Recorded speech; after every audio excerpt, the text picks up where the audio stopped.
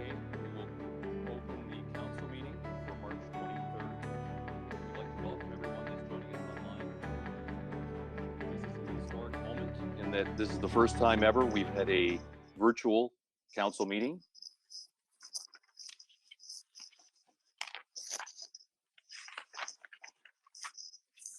Tonight, Chatham-Kent Council is holding its very first electronic council meeting following the Ontario Legislature's passage of the Municipal Emergency Act 2020, allowing electronic meetings. I'd like to put kudos out to the staff who put this whole meeting together in 72 hours, all the training and various things. There's a lot to putting a meeting like this together.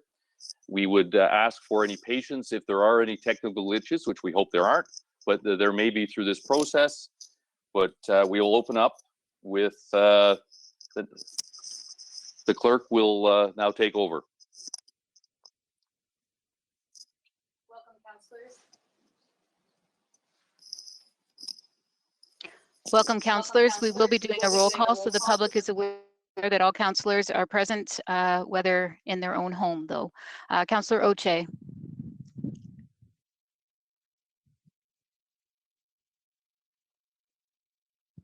Councillor Oche. Present. Thank you. Councillor Bondi. Present. Thank you. Councillor Sakachi. Present. Thank you. Councillor Crew.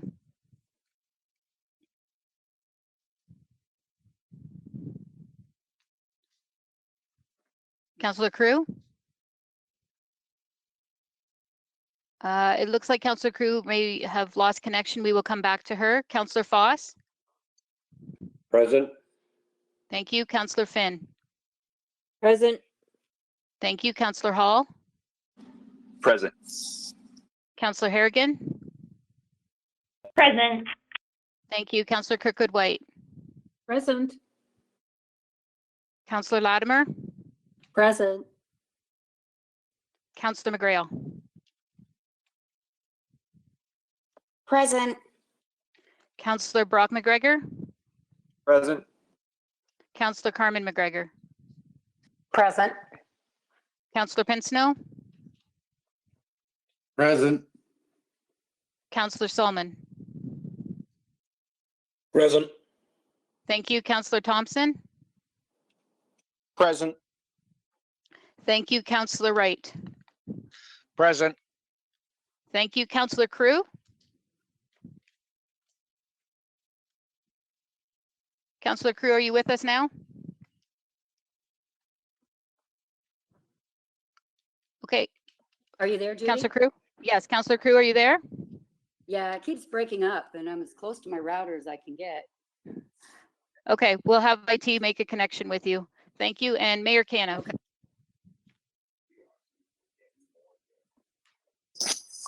Yes, well, disclosures of pecuniary interest. Just one second. Just to a couple other clarifying points. Obviously, we will not be singing the national anthem tonight. There is no supplementary agenda this evening. And just a message to council and administration, perhaps when you are called upon, if we don't call you by name, if you can announce yourself as who's speaking.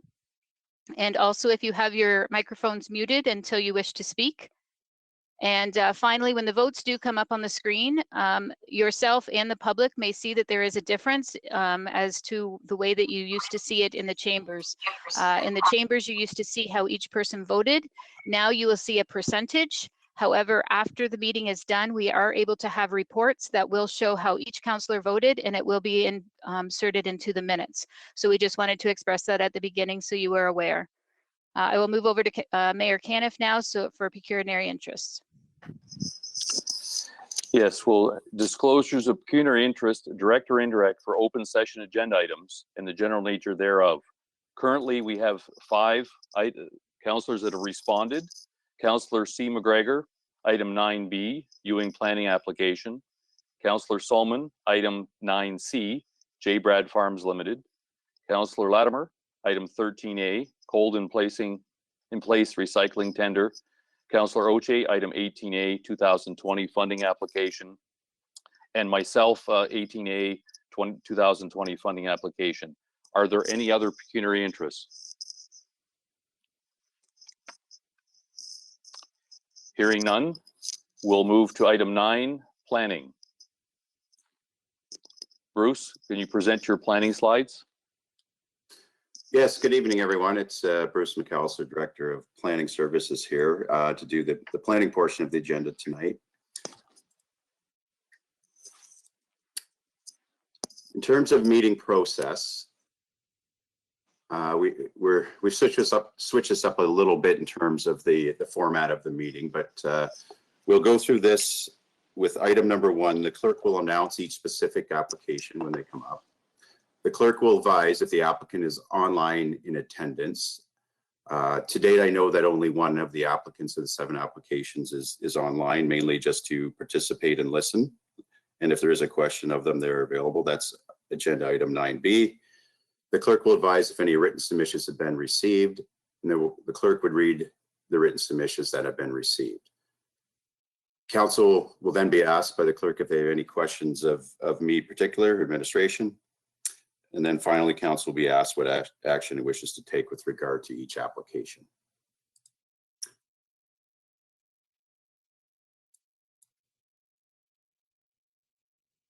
The first notice, if a person or public body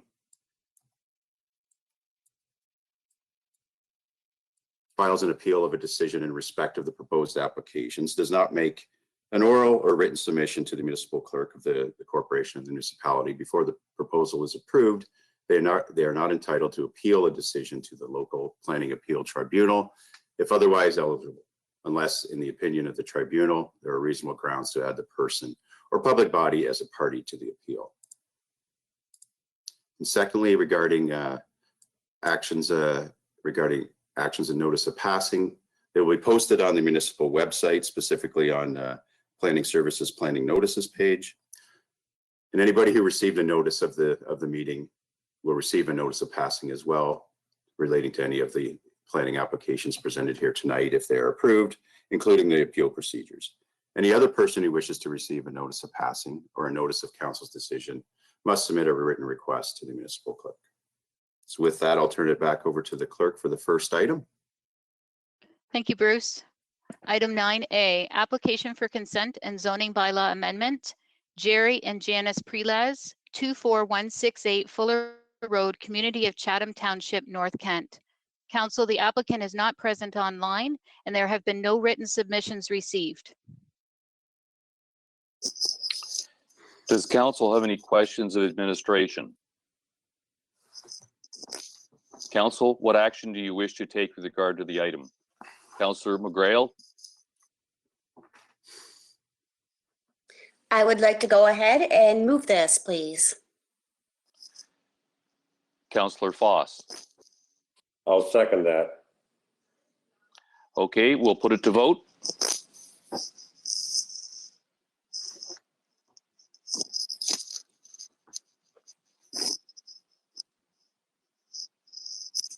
All votes are, all votes are in. Motion passes 18-0. 9B, Application for consent and zoning bylaw amendment, 9912 Oldfield Line, Community of Chatham Township, North Kent. Councillor McGrail has declared a conflict of interest relating to this application. The applicant is present online if there were any questions. There have not been any written submissions received.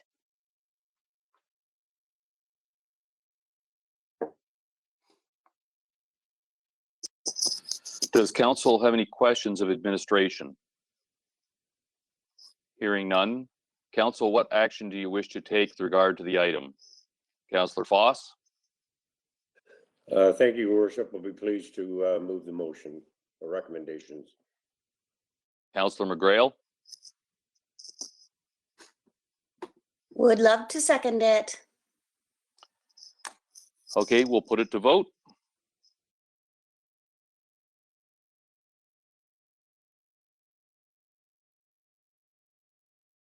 All votes are in. Motion passes 18-0. 9C, application for consent and zoning bylaw amendment. J. Brad Farms Limited, 5266 Bradley Line and 5387 Pancourt Line, Community of Chatham, Dover, North Kent. Councillor Solomon has declared a conflict relating to this application. The applicant is not present online. There has been one written submission received, and I will read it now. Joe Lucier, 29861 Mandalman Road, Tupperville, regarding farm severance, J. Brad Farms Limited. I oppose this severance. While speaking to the planning department, I was not given any good reason for this severance to be needed. In my opinion, increasing profits is not a good reason for a company to ask for a severance. The map of the severance shows that the severance is not even at the ditch that's running through the farm. That doesn't make sense. The planning department told me that there was a small acreage is still close to the official plan of 50 acres. If you aren't severing where the natural ditch severance would be, then why not go the full 50 acres to fit the plan? I was told that the owner had to pay substantially more fees to allow the sever to sever this parcel. That should not matter at all. That almost sounds illegal. Pay more so that your severance can go through. If there was good reason, I could understand that, but this seems like nonsense. I'm not upset that this is one of the reasons that the council meeting has been held during the virus outbreak. It sure seems like you're ramming this through while nobody is paying attention. That was sent to council in an email over the weekend, and I will turn it over to the mayor. Does council have any questions of administration? Councillor Latimer? Thank you. I was wondering if Bruce or Ryan could give a brief response to the letter of opposition so the public and the members of council are provided some history about land severance practice in Chatham-Kent. Yes, thank you, Your Worship. This particular application is not uncommon. We've seen many of these. It's pretty typical farm split application. The parcel that is proposed to be severed, if you could see my mouse here, the long narrow strip here, this whole farm is about 144 acres in total. They've requested to square off the farm, as you can logically see at the back of this farm. The reason for this is the applicant's farm about 5,000 acres in Dover Township, predominantly focused on vegetables, carrots and onions. The northerly piece there is more conducive for carrots and onions because it's sandier. Yes, it is a little undersized at 41 acres, but keep in mind the total farm is about 144 acres. It just doesn't logically make sense to extend them out another 8 acres to meet that 50-acre minimum. I believe somebody earlier asked me, are we different than Lambton County? Yes, we are different in Lambton County in that the minimum size to sever a farm in Lambton County is 100 acres. The municipality went to the municipal board a number of years ago. We were challenged on our 50-acre minimum by the ministry, actually. And the municipality successfully argued it to the board that we would like to keep a 50-acre minimum, mainly because of the value of land in Chatham-Kent, but also a lot of the farms in the area are, 50 acres and some even smaller. So that's kind of the history of our policies. They are different than some of our neighbors. Wanted to, if Bruce, you could expand on the perception that this property owner paid more to have this piece of acreage severed? Sure, thank you, Your Worship. The only reason they paid more is they required a zoning bylaw amendment application to recognize the reduced lot area. But there's also another reason for that zoning bylaw amendment. These lands are in a floodplain, and the Conservation Authority rightfully advised that we should not be permitting a new house on this parcel as well at this time. By virtue of severing a farm, you could potentially build another home. The applicant has no desire to do that, so that's the nature of the zoning, and that's the nature of the increased cost. It's a second application. Questions? Councillor Wright. Thank you, Mayor Caniff. My question is there a ditch through this property? Because it don't look like there's a bridge over it. If it's a ditch, are we not landlocking the back piece of the property? Thank you, Your Worship. There is a ditch. There's actually two ditches, one where the proposed line of severance is, and then one further down. You can't see it on this drawing, but right along the white line, there is a culvert and farm access over that ditch, so it's not landlocked. Oh, thank you.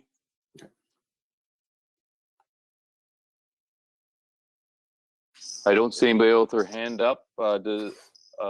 Council, what action do you wish to take with regard to this item? Councillor McGrail?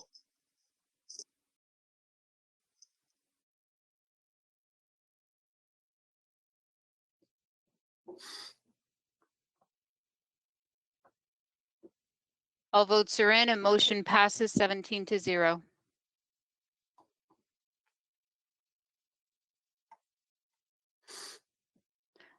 Next item is 9D, application for consent and zoning bylaw amendment.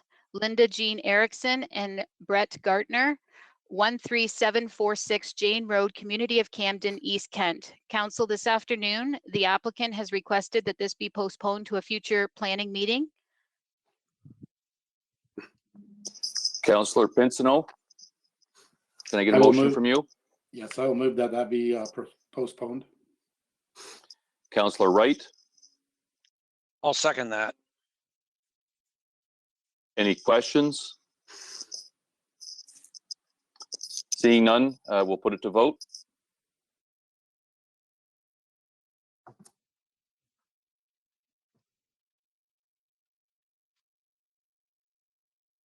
Thank you. All votes are in. Motion passes 18-0. Next is 9E, application for zoning bylaw amendment. Craig Helmer, 23668 Industrial Road, Community of Camden, East Kent. The applicant is not present online. There have been no written submissions received. Does council have any questions of administration? Seeing none, council, what action do you wish to take with regard to this item? Councillor Wright? I'll move on that, Mayor Caniff. Thank you. Councillor Pinsino? I'll second that, Your Worship. Okay, we'll put it to vote.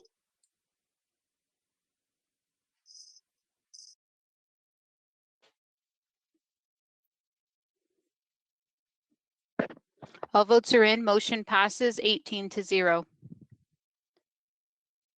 9F, application for zoning bylaw amendment. John Bradley Campbell, 0985 Ridgeline, Community of Harwich, South Kent. The applicant is not present online and there have been no written submissions received. Does council have any questions of administration? Councillor Latimer? I'd like to move that recommendation. Okay, Councillor Sakachi? Be very happy to second that, Your Worship. Okay, we'll put it to vote.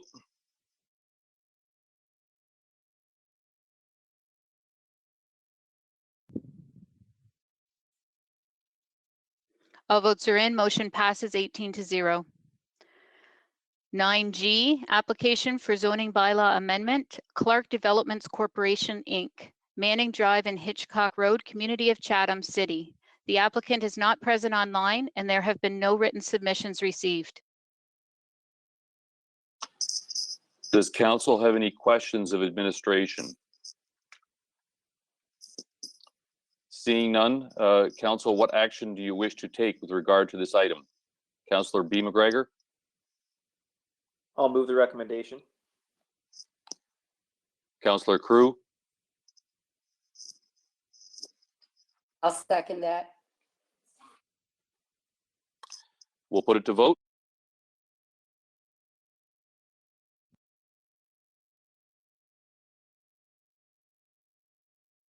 Thank you. All votes are in. Motion passes 18-0.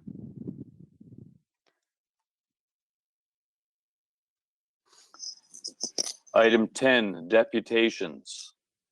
Thank you, Mayor Caniff. No deputations have been received for the regular portion of this council meeting.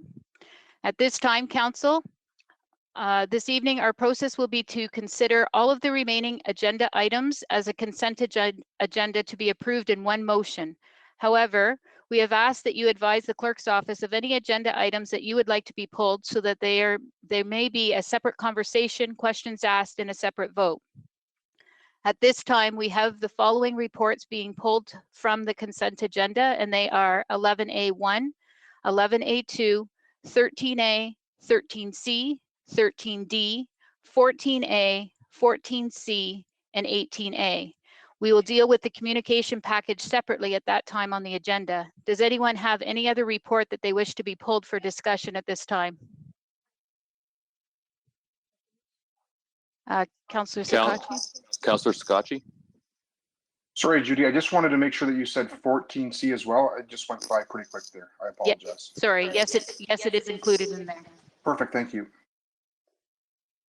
So council, you will see on your screen now to vote for this recommendation, and the reports listed are the ones that you will be voting for in its entirety, and then we will move back one by one to the ones that you have pulled. So we can place the motion. Mayor Caniff will need a mover and seconder. Councillor Kirkwood White? Thank you, Your Worship. I'll move the recommendation. Councillor Scacchi?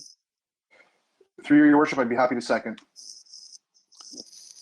Any questions? Seeing none, we'll put it to vote.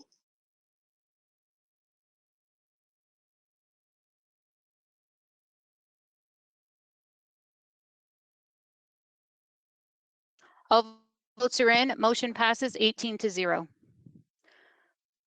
We'll now move to the items that have been pulled from the consent agenda. The first one is the Coronavirus Disease 2019 COVID-19 status report. Mr.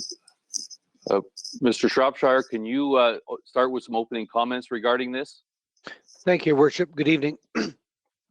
To give council an understanding of what's taken place over the last several days, to start with, the municipality has adopted a practice of trying to look wherever possible to offer municipal services online or on the phone to try and reduce the chance of transmission. There are a very limited number of services that require in-person handling, and those have been made available through the Civic Center by appointment only. That includes a screening process to confirm that the individual seeking support or a service are safe to enter the building. As council is aware, there have been a number of programs and services that the Chief Medical Officer of Health for the province of Ontario has required to be shut, and we've certainly been in full compliance of that. Those are arenas and pools and other large venue events where both the combination of large numbers of people and also the inability to maintain social distancing controls required us to shut those venues. In addition to that, we've taken some steps for elected officials to be able to take forward with their meetings, continue to exercise their duties. I think there's also been a number of elected officials that have heard from the public, both from our residents and also small businesses and large businesses about the types of support that they need. Mr. Norton sent those are being reviewed by administration to determine where there might be any gaps. And there's a report plan for the first meeting in April. Mr. Quinton might offer some additional comments regarding the report that's planned for April. Thank you very much.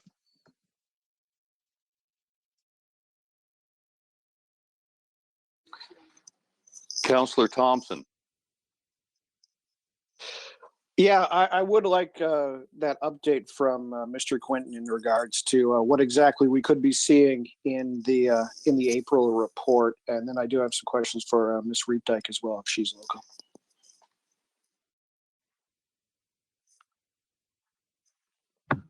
Over to you, Gord. Thank you, Mayor Caniff. This is Gord Quinton, Chief Financial Officer speaking. Since the province declared COVID-19 a provincial emergency on March 7th, there has been a slowdown in the economy that we've all seen, with more and more businesses closing every day. And tomorrow we'll see another round of closures as announced by the province today.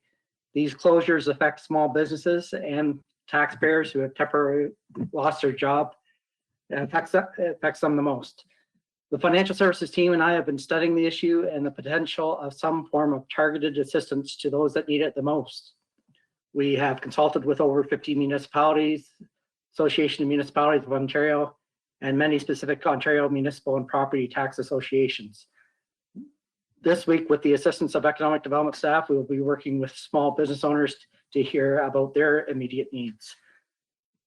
Just a reminder to council that municipalities are legislated not to have deficits, which is different than the federal and provincial governments. The federal government has announced 87 billion of aid to date, and the provincial government has made funding announcements as well, and will be presenting their financial statement on March 25th that will have further details. The details of many of these programs are currently under development and being rolled out shortly.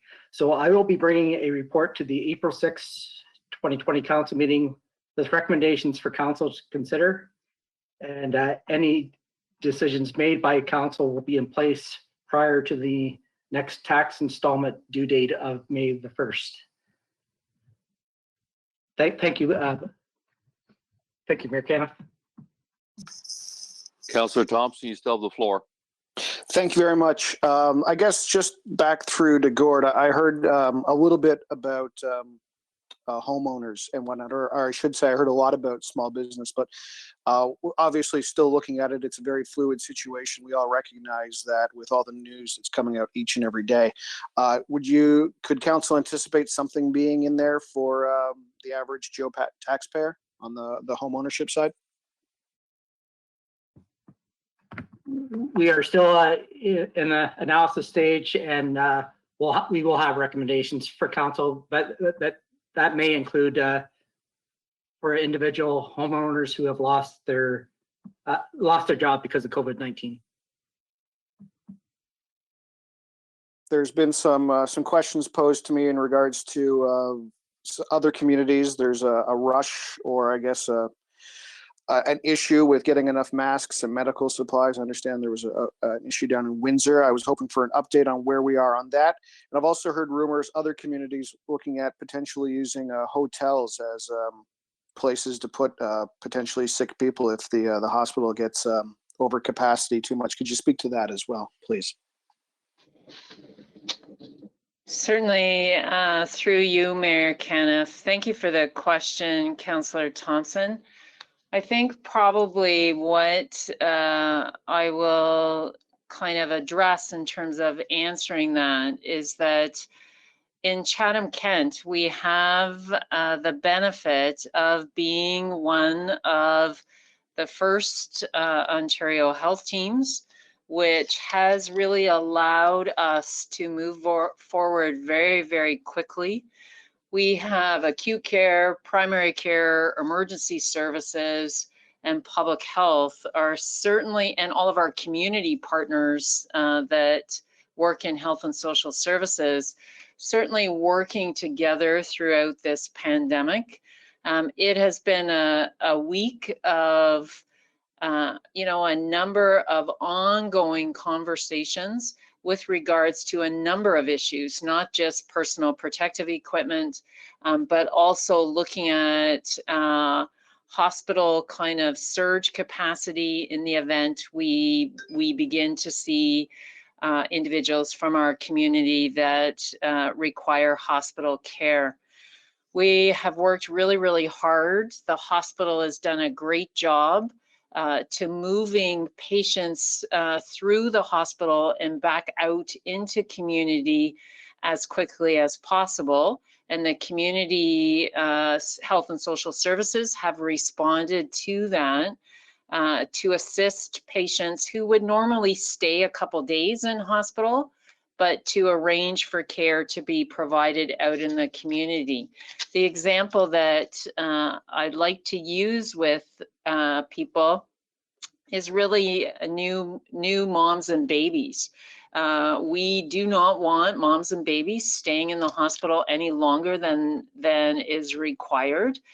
So as soon as they are ready, medically stable to get out of hospital, we link them up with the appropriate services in the community, and they are able to be provided care, both even from their primary care practitioner over the phone or virtually. And certainly then our staff are in conversation with them, helping them through those first days at home. The province has really looked at allowing hospitals to have those things to increase our surge capacity. So I would say the hospital's done a fantastic job in terms of getting ready for that. We have certainly issues, just like everywhere else across the province, in terms of personal protective equipment, and we are on calls very, very frequently about looking at moving that personal protective equipment around so that the areas that need it most have it. The province indicated today that they are getting very close to being ready to ship out more personal protective equipment, and we will keep tabs on that. In terms of working together, which works really well, is we don't have any one agency or one partner hoarding PPE. So we are really coming at this with a community perspective. So I think I'll stop there and see if that answers that first question, Councillor Thompson. And I'll be honest, and I'm thinking you had something else in there, but I can't remember now. Yeah, the only other one was, I'm not sure, if, to be honest, if you answered it, was the potential for using hotels as temporary places to store people. I think you hit that off the top. So if you did, I'm comfortable with those answers, April. Thank you. Councillor Sakachi? Oh, I did have one more question. I'm sorry. If I could, I guess my final question, sorry, I didn't pose this earlier. It just occurred to me. For Dawn, I would think it would be a two-part question just to make it easy. The first one is Chatham-Kent doing everything we can to, I'll say, promote and enforce social distancing? And it's a tough question to ask and a tougher one to answer, but are we potentially looking at layoffs of some municipal staff in the wake of this economic slowdown? So the first question about the social distancing, with the leadership of our public health, both April and Dr. Colby, we've had a full court press on educating the public about the importance of social distancing. And I've been pleased to see when I've been out into the community for, coming back and forth to work or going grocery shopping, our retailers that have been open have been respecting that and doing everything they can to keep both their employees and their clients safe. So that that will never finish. I think we've got a lot of activities to respond to yet. As to with respect to layoffs, it's a difficult question. So what the municipality has done over the past couple of days is we've looked at what are those services we can continue to offer people. There's some services where, you know, a lot of times people don't even realize that the municipality is offering the service. They almost take it for granted. And whether that's something as important as being able to turn on your tap and get clean drinking water, or sanitary facilities, waste removal, etc. What we've skating facilities and so on, that it just doesn't make sense for us to continue those at this time. With respect to layoffs, I think it's too early to make that type of a call. It really will depend over the course of the next several weeks as to how the COVID pandemic continues to take shape. We may be in a position where there could be a large number of our community that are actually infected. We hope not, but you know, worst case scenario that we've seen in some other countries, and in which cases we're going to have to be rotating staff and making sure that we can continue to provide services. But we have instituted a number of different procedures, including trying to, where possible, close services to the general public and provide the services online or over the telephone.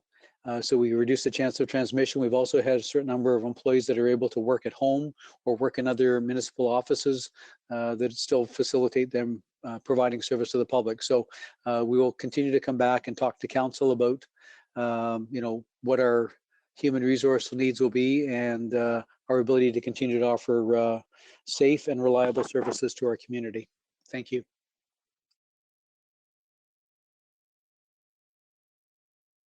Okay, Councillor Thompson, is that everything you're going to ask? Yeah, I guess just the last one would be social distancing of employees was kind of where I was going as well. And then I'm finished and you can move on. Thank you. Yeah, the social distancing, we've throughout the municipality, one of the reasons to actually have people distributed in different municipal offices, or in some cases ask people to work from home, is to provide for increased amount of space, so you can ensure that people are not working closer than 2 meters. That's been the recommended distancing from our medical officer of health. So we're continuing to observe that and make sure that people are vigilant about making sure that when they're either interacting with each other or interacting with our clients, that's respected.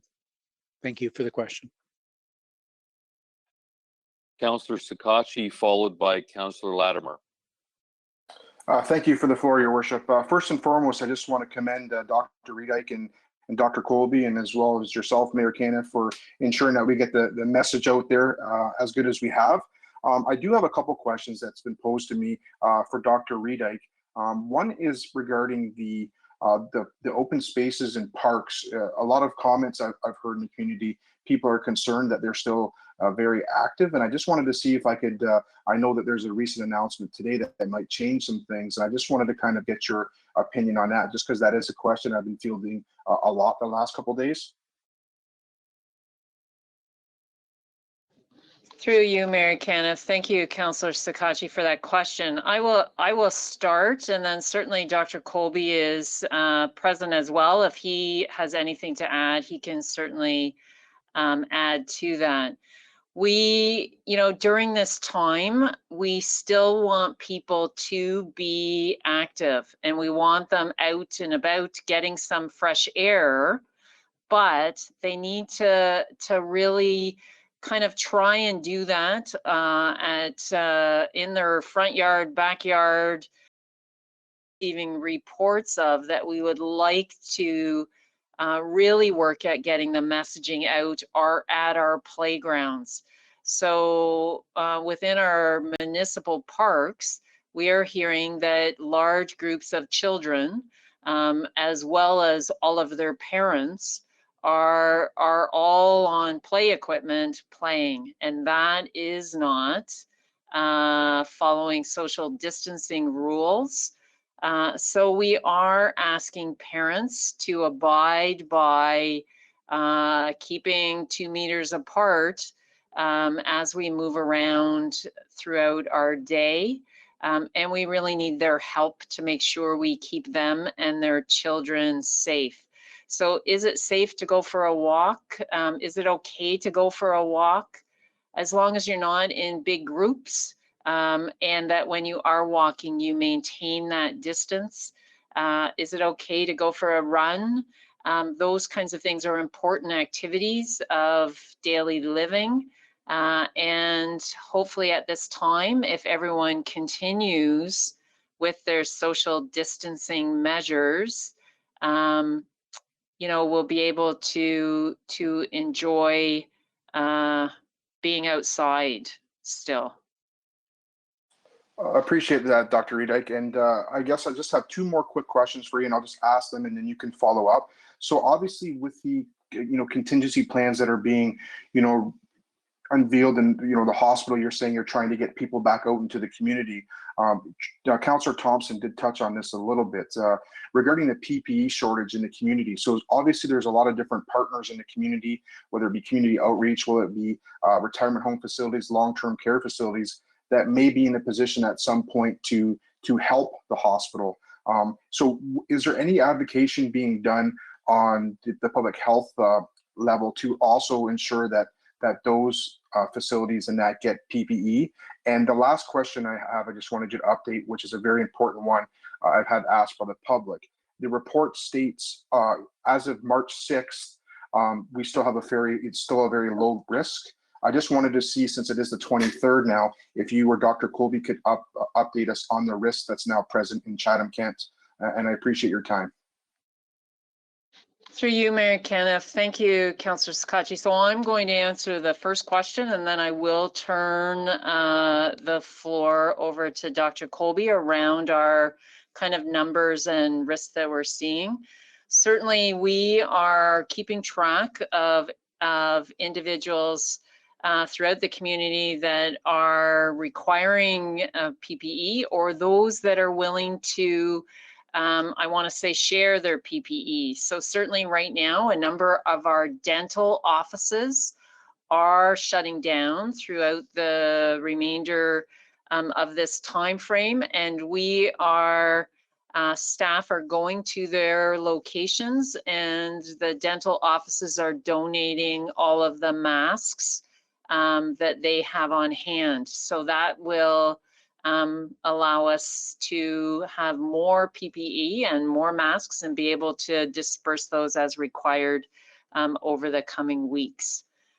So lots happening on that front as we move forward.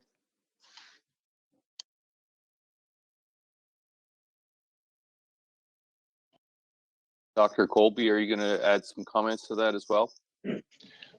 I'd be pleased to, Your Worship. Can you hear me all right? Yes. Perfect. If I understood the question correctly, I was asked to estimate what the risk is. I would say that the risk is still low, but not extremely low. But I have to qualify that because the shortage of test kits and the inability of the province to test more than 2,000 to 3,000 results a day and produce that is hampering the scientific understanding of what we're dealing with. The testing has only been applied to symptomatic people and only to those with the most severe symptoms preferentially.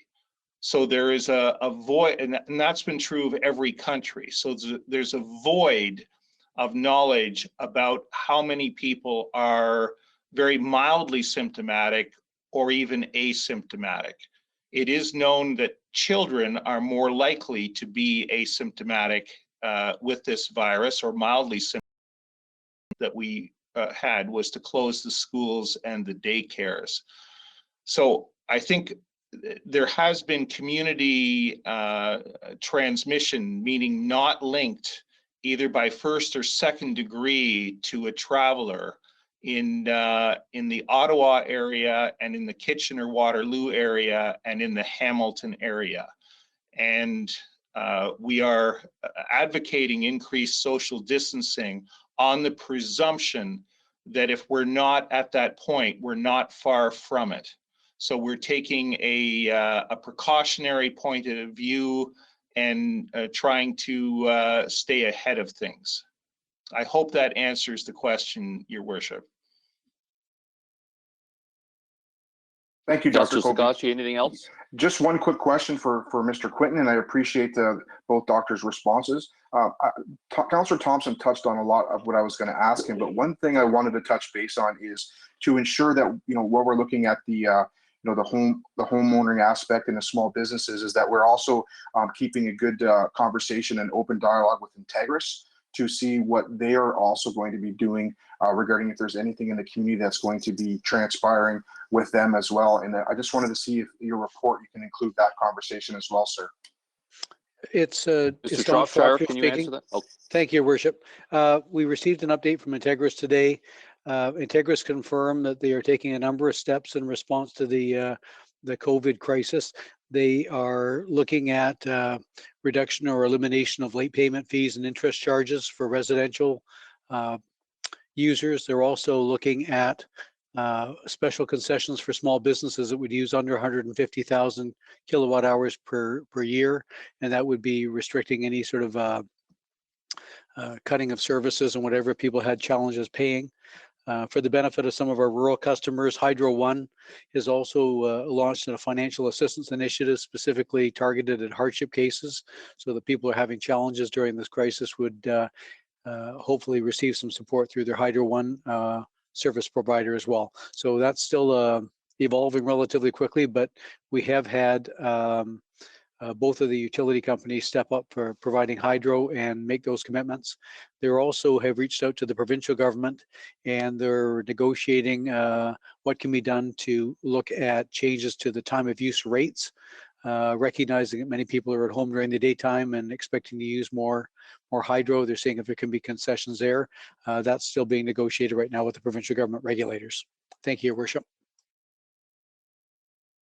Councillor Latimer. Thank you. Most of my questions have been answered or asked and answered through Councillors Thompson and Sakachi. And thank you, Mr. Shropshire and Mr. Quinton and Dr. Reedike and Dr. Colby, especially for reinforcing the continued importance of practicing social distancing rules. And again, with the update with regard to the current risk, Dr. Colby, thank you. I did want to give a shout out and a reassurance to our farmers out there in Chatham-Kent that I have been in contact with Dave Epp fairly lengthily over the last weekend, especially with regard to the temporary foreign worker entry approval announced this past Friday night. Now, the timing is still up in the air, but I wanted to reassure the farmers that Dave is raising their questions at the daily conference call briefings, and we're getting more details on the health screenings that are still being worked out in the host countries. And again, just breaking this afternoon with regard to clarification on what is essential versus non-essential services regarding farm support, supply, and repair services. So that's it. Thank you. The announcement at 1:30 today about essential and non-essential businesses. And I don't know, April, if you can help me with this, but it's becoming very alarmingly aware to me that, you know, there is some essentials, i.e. hand sanitizer, that, you know, you can't even get. And, you know, even to make your own with rubbing alcohol, you can't even find that. So I'm becoming concerned about the non-medical essential businesses that are going to stay open to service, you know, the community. And it has becoming really hard to protect our own staff and within our own buildings. And not when I say social distancing, but supplies needed, hand sanitizer, you know, to make sure, you know, that we're doing the best that we can to provide an environment that is safe. Is there any thoughts to how we can help provide to the non-medical essential businesses so we can keep moving forward and have healthy staff? Thank you, Mayor Kenneth.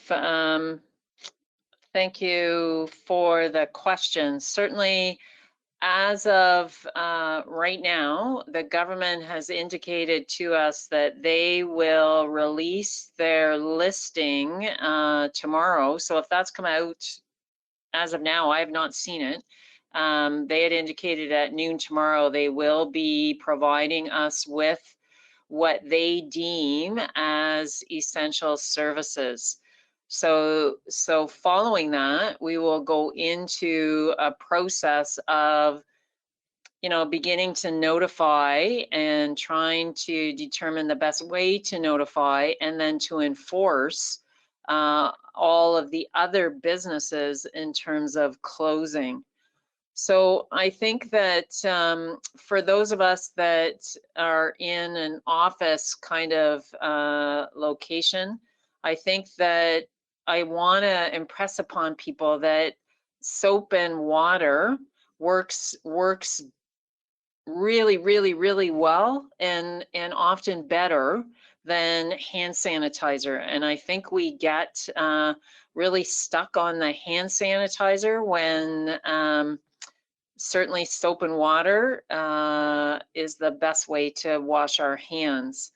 Hand sanitizer, especially with the limited amounts, should be reserved for, you know, if you're traveling to and from work and you have to, you know, touch a doorknob to get out to get to your car, that might be a time where you might want to use that.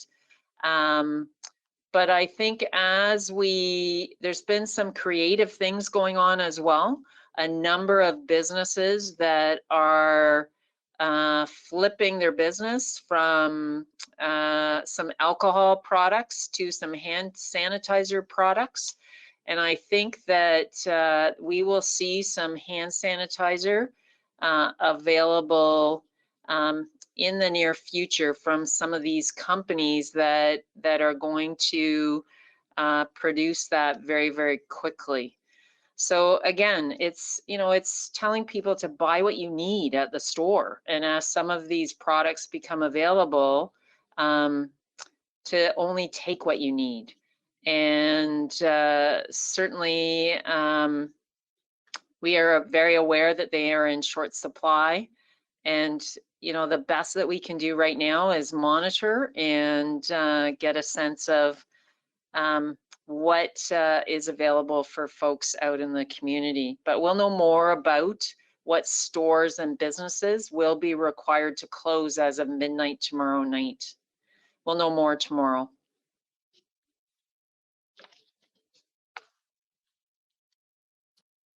Councillor Hall. Thank you, Mayor Kenneth. I was wondering if John Norton, the General Manager for Community Development, could provide some comments about what our Economic Development Department is doing to support local businesses during this pandemic. And also, John, I know we spoke briefly about this earlier today, but can you also comment on the idea we discussed about developing an Economic Recovery Committee?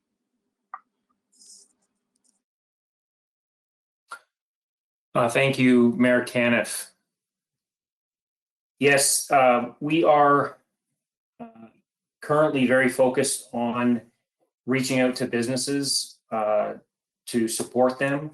Our Director of Economic Development, Stuart McFadden, and his entire team are very focused on changing direction over the last couple of weeks now to focus on businesses that are being impacted. It's a very different world out there for businesses we know right now. We are populating our Invest CK website. So if you go to our website, Invest CK, you will there find a new web page that's been created for businesses that provides information for businesses regarding how this COVID-19 situation is impacting businesses. We're pushing that out through social media as well. We've taken out ads in the radio and print media to point business owners to the website. In the more medium term, we'll be moving to redeploy resources to focus on supporting businesses. And as Councillor Hall has said, We need to look at the long-term plan, which would involve economic recovery. And I think his idea of an economic recovery committee is a great idea. We're going to reach out this week and have both internal meetings with the mayor and other senior staff, as well as members of our community, about how we can put together such a committee and start thinking about plans for the future.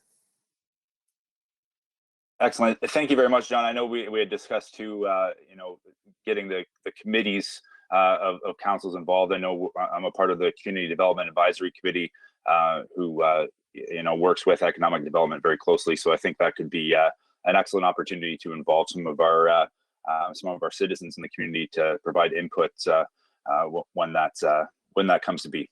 Thank you, John. Thank you, Mayor. Councillor Oche. Thank you, Your Worship. Through you to Don. Don, you spoke of Integris and you spoke of Hydro One, but have we heard from Enbridge at all?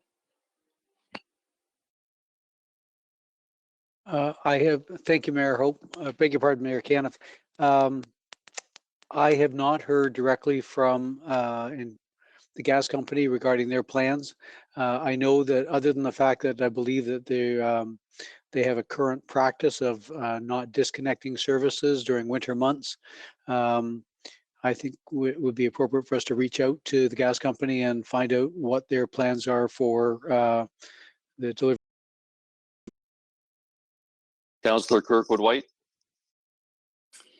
Thank you, Your Worship. I know that there's been a lot of talk about support for the small business sector and for individuals as well, but I'm wondering whether Dr. Reedike might be able to provide us with any information about what kinds of supports are being discussed for the social service sector and those nonprofit organizations that are doing frontline work in the community, supporting vulnerable people. Through you, Mayor Caniff. Thank you, Councillor Kirkwood-White, for the question. So I think I want to first start by saying that our Health and Family Services building here at 435 Grand is still open, and we are still seeing clients at this location. We are also still open at our clinic services site at the Wish Center on King Street, still seeing clients that need to be seen requiring care from public health. At this building at Grand, we are certainly seeing an increase coming in for some support and emergency help through our Ontario Works department. And they have seen a significant increase day over day of individuals who are hurting because of COVID-19 impacting their employment and that of their family. So today, and I don't have a huge amount of information on this. We have had a couple of teleconferences over the last 24 hours, but the government has announced, the provincial government, $200 million of funding that will be funneled through service managers, of which obviously Chatham-Kent is one, that will help both vulnerable individuals and also community partners who are delivering services to vulnerable individuals. So until we receive all of those guidance documents, right now this is good news. We just don't know the details as to how that money, how much Chatham-Kent will receive and how that money will be processed to get that out into the groups, both community groups and individuals who require that assistance. So more to come on that. Thanks very much. I did hear something on the street today and wondered whether there was any fact in it. It's a fact. Councillor McGrail.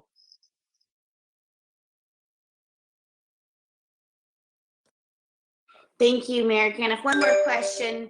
I had a Facebook message.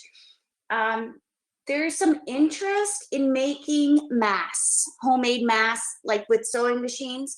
If people were to do this, where would they drop these masks on? So they masks to April. There that are willing to do this. Right now, we have not put out a call locally for any homemade masks. Our hospital, our EMS, our fire and emergency services, our public health nurses all have to follow strict guidelines in terms of the PPE that they use.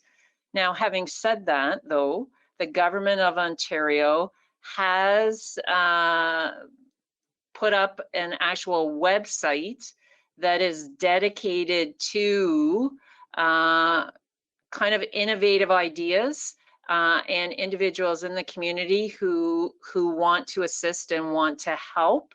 And I'll find that, I'll type it out and get it to Judy on the chat here, and then we can get that put up somewhere, I think, so people can see that and let folks know at that provincial level that they've got some ideas and some thoughts and want to help.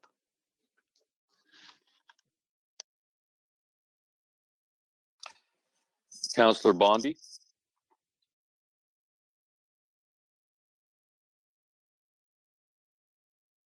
Great, thank you, Mayor Caniff.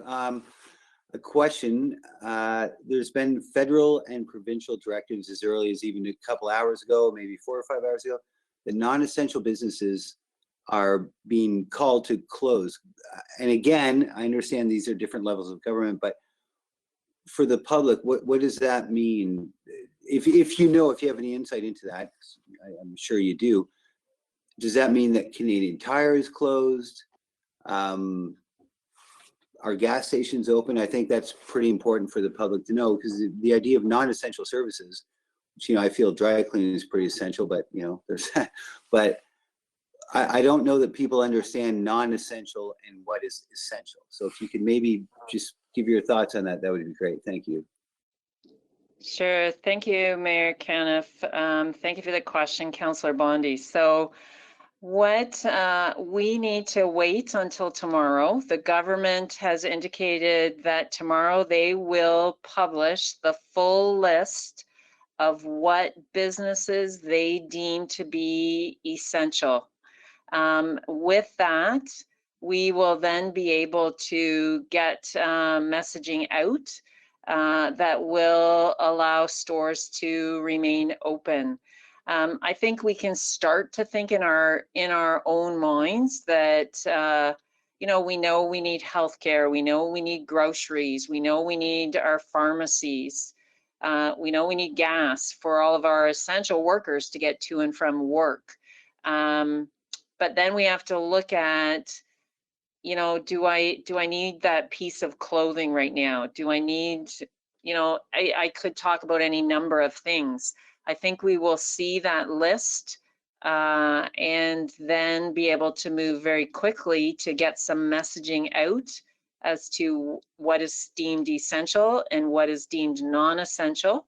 And then all non-essential businesses will be required to wind down and close as of midnight tomorrow night. Now, the other piece of that is still unclear is that if my business or my place of my organization is deemed non-essential, is that a complete kind of shutdown, or am I allowed to keep the lights on, so to speak, by having some workers working even though the business is closed to the public? And so we still have some more questions that need to be answered. And hopefully we will have those details as soon as possible tomorrow. Great, thank you, Doctor. Through you, Mayor Caniff. I'm curious, will the municipality provide some sort of a mechanism for small businesses, people that are unemployed, to go through the municipality to understand programming that is being proposed by the feds and by the province, because it's complicated. A way perhaps that the municipality can help our citizens deal with the provincial and federal programs, which are, you know, they're only rolling out now. But have we thought about that as a municipality in order to help our local citizens, our local businesses that are going to be faced with federal programs, which are going to seem daunting and probably quite complicated? Mr. Norton, can you answer that? Yes, Mayor Caniff, thank you. I appreciate the question. It's a very good question. And as the programs come out, we are seeing them roll out in the same way the public is seeing them. We have some of the same questions, but what we're going to do is we are mobilizing a team together to gather this information, and we will have it on our website, and we will have our economic development team learn and understand the programs as they roll out, and then we will have that information available for the public. We can point them to the right websites, and we can certainly help them if they're filling out applications or, you know, needing to understand how programs work. This is exactly what economic development officers do, and I'm very confident that we're going to do a good job at communicating that out to the public and to businesses. I think our biggest challenge is going to be the number of businesses affected here. There's just so many, and the environment is just changing so fast right now. It's really hard to keep up with it, but we're going to do our best, and I have every confidence in our team. Great, thanks, John and April, and Mayor Caniff. Thank you very much. Seeing no other questions, Councillor Thompson, got a motion to accept? Absolutely, I'll make that motion. Councillor Latimer? I'll second. And Dr. Reetdijk, did you want to add anything prior to us putting this to vote? Thanks, Mayor Caniff. Sorry, in terms of a delay for that. I just wanted to add to John's comments. All of the individuals that are coming to us through our social services department, we are assisting them in terms of applying for EI and helping them work through all of that paperwork. And then just like John in economic development, staff are also keeping informed in terms of as programs come out and roll out, and passing that on to citizens as we interact with them. Thanks, Dr. Reetdijk. Okay, seeing no other questions, we'll put it to vote. Oh, sorry, anyone, sorry, we're not doing electronic on this one. Anyone opposed to this? Seeing none. 11A2. Innovative housing. Councillor Latimer? Thank you. Thank you very much for this report. I've been looking forward to it. I wonder what the timeline was, though, on the completion of the environmental scan and reviewing the options before we put forward to the community what we'd like to see going forward.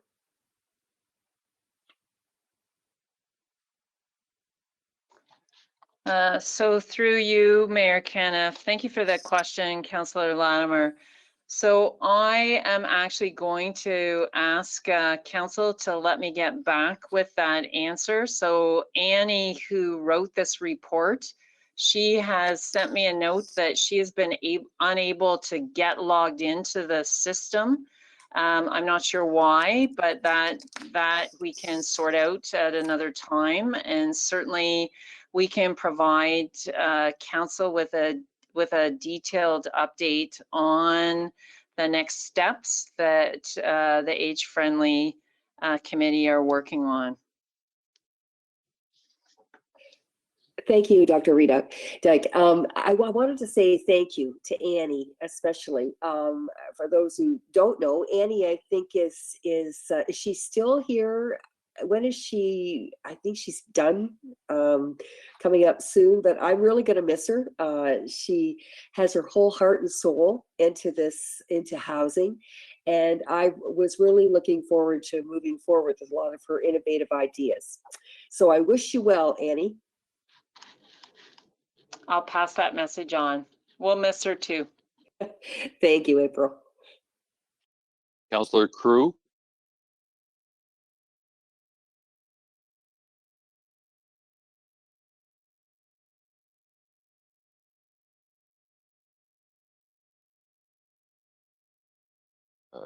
Councillor Crew, I don't hear anything from you, so if we'll move on. Can I get a motion to accept it? I didn't see any of the questions. Can you hear me now?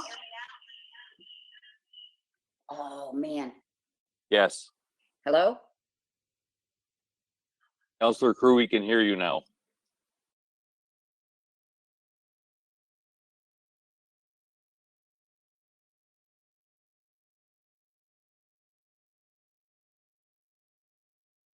Okay, we'll have, if Councillor Crew can come back, if we do hear from her, we'll ask, she can ask whatever questions she has of that. We'll move on. Councillor Latimer, can we get a motion to accept this report? Certainly, I'd be glad to move the report. Councillor Kirkwood White, can we get a motion to second? Happy to do that. Any opposed? Hearing none, we'll move on. Deputations, or sorry, notices of motion. Councillor C. McGregor. Thank you, and through the mayor. I, Councillor Carmen McGregor, hereby provide notice that I will bring forward the following motion at the April 6, 2020 council meeting for discussion and voting. Whereas there are significant staff resources required to develop the annual budget, and whereas there may be economic advantages for multi-year infrastructure and operational purchases, I therefore move that administration investigate the pros and cons of multi-year budgeting, including investigating municipalities that have moved to this practice, including a recommendation implementation strategy, and report back with a recommendation to council on or before August 10th, 2020 council meeting. Councillor Crew. Got cut off again. Do you want to read No, your it's notice not. of motion?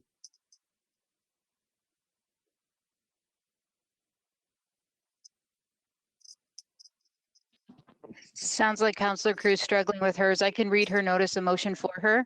I, Councillor Marjorie Crew, hereby provide notice that I will bring forward the following motion at the April 6, 2020 council meeting for discussion and voting.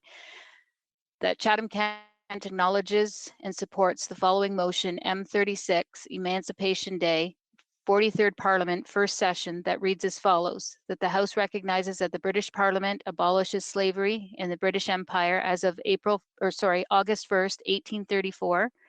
B, slavery existed in the British North American prior to its abolishment in 1834. Protesters and others who struggle against slavery, including those who arrived in Upper and Lower Canada by the Underground Railroad, have historically celebrated August 1st as Emancipation Day, and the Government of Canada announced on January 30th, 2018, that it would officially recognize the United Nations International Decade for People of African Descent to highlight the important contributions that people of the African descent have made to the Canadian society, and to provide a platform for conforming anti-Black racism, and E, the heritage of Canada's people of African descent and the contributions they have made and continue to make to Canada, and that in the opinion of the House, the government should designate August 1st of every year as Emancipation Day in Canada. Support for this motion to be sent to our members of Parliament and all representatives. Is there any other notices of motion? Hearing none, we'll move to item 13A. Tender award contract T20-105C, cold in item. Okay, sorry, can I get a motion to accept this? Councillor Finn, Happy to make that motion. Councillor Sakashi. Through your worship, happy to second that. Okay, questions?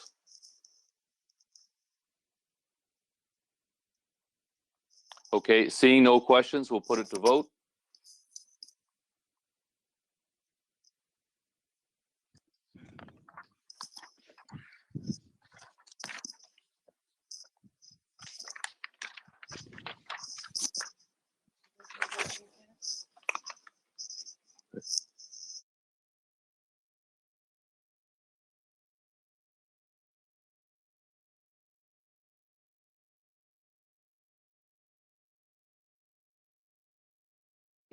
Yep.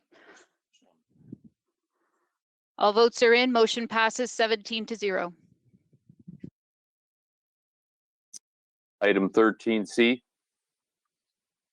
Tender award T20-103 supply and place gravel.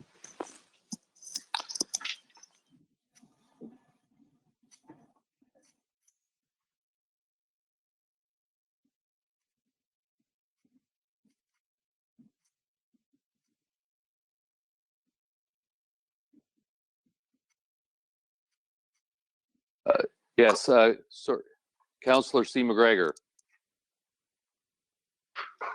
Thank you, and through the mayor, and thank you to Thomas and his area for the report. I just have a few questions. I know we often talk about gravel, so I have. Sorry, can we get a motion? three- Councillor C. McGregor, we'll just get a motion. Thank you, Mayor Caniff. Just have a number of questions here, and number one is this granular M from Integris.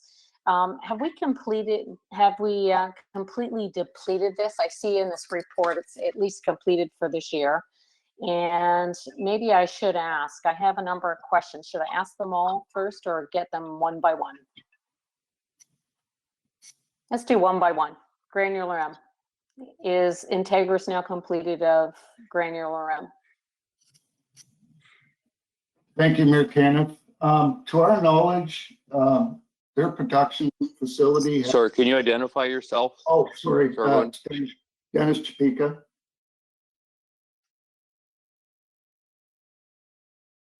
So can I ask then, Dennis, will this then be something we plan to purchase again? I know this is kind of been our controversial gravel over the last couple of years, with some loving and some really hating this gravel. So is this something coming back to us, or is this something that will be moving on into a different community?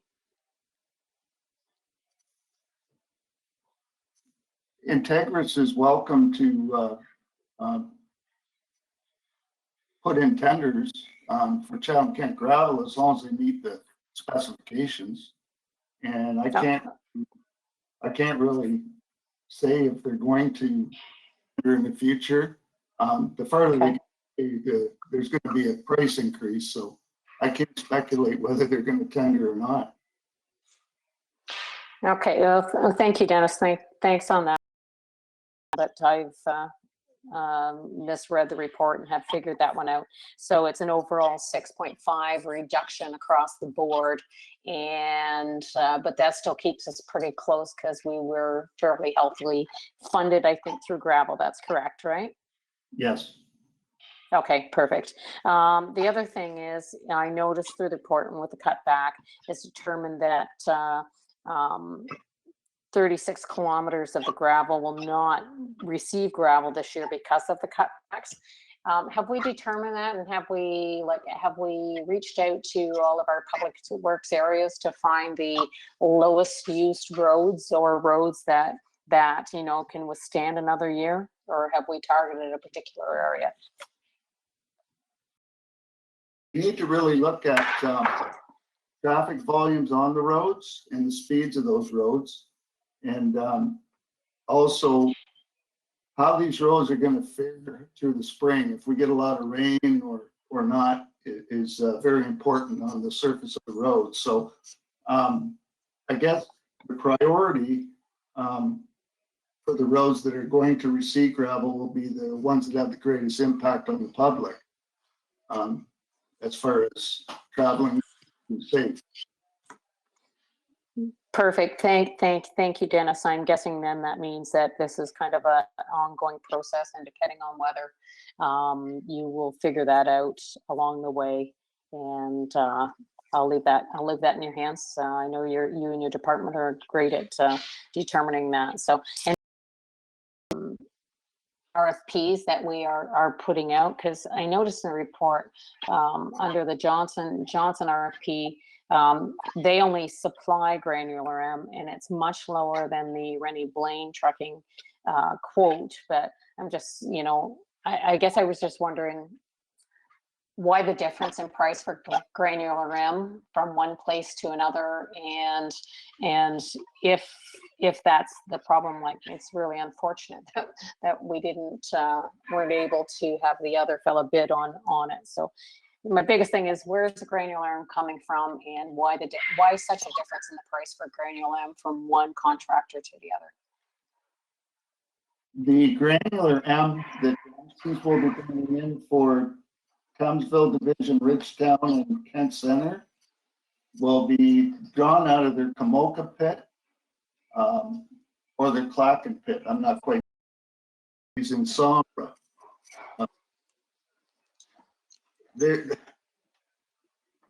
There's costs involved along with the material, and once again, I can't speculate why Johnson's didn't bid Raleigh.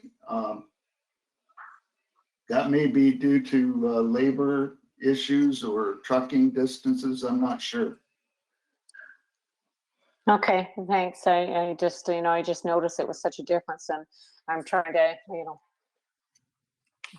to really understand. And we talk about different types of granular and different things, and I know different granulars work on different roads within our community and based on traffic and our roads and different things. But I was just trying to understand why there was such a big price difference in the two different locations of the two different contractors. So I'm going to be honest with you, it was quite a shock when we got some of the prices, get more competitive prices, maybe moving to a granular A.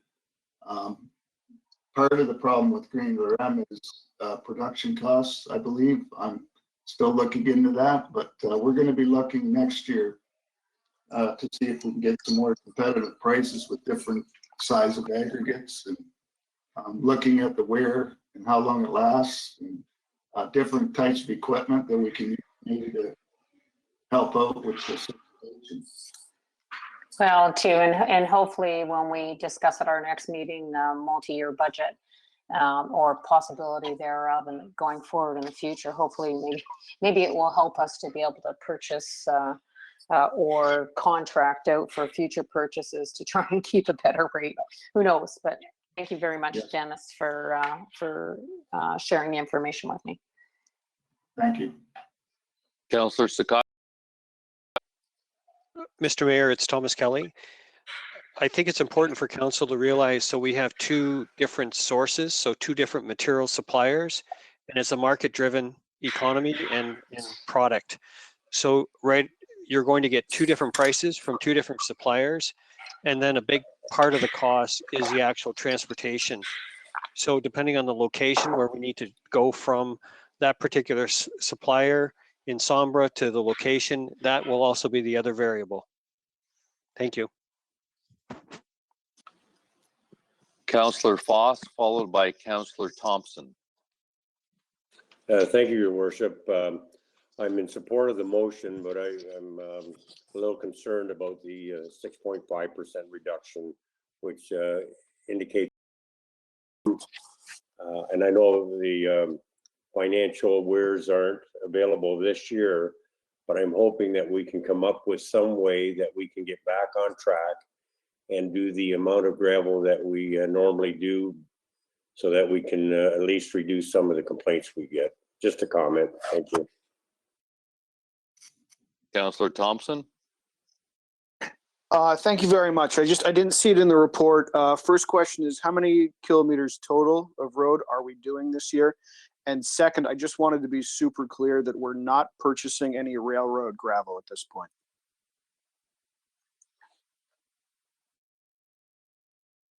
Thank you, Mayor Caniff. We will be doing 521 kilometers. Okay, seeing no other questions, can I get a motion? Seeing no other questions, we'll put it to vote.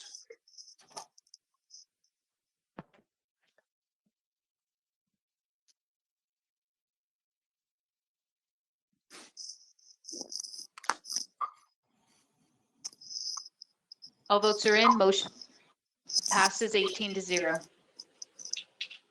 The last Item 13D. sorry, the last tender one is contract T17-2006 Fifth Street Bridge over the Thames River, Construction Rehabilitation, Community of Chatham.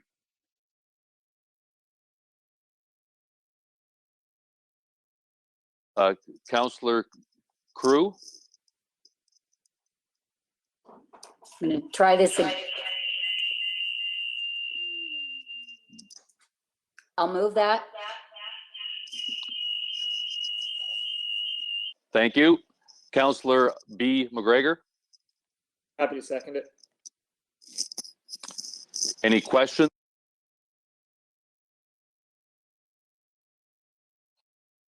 Councillor C. McGregor. Thank you. Thank you, and through the mayor.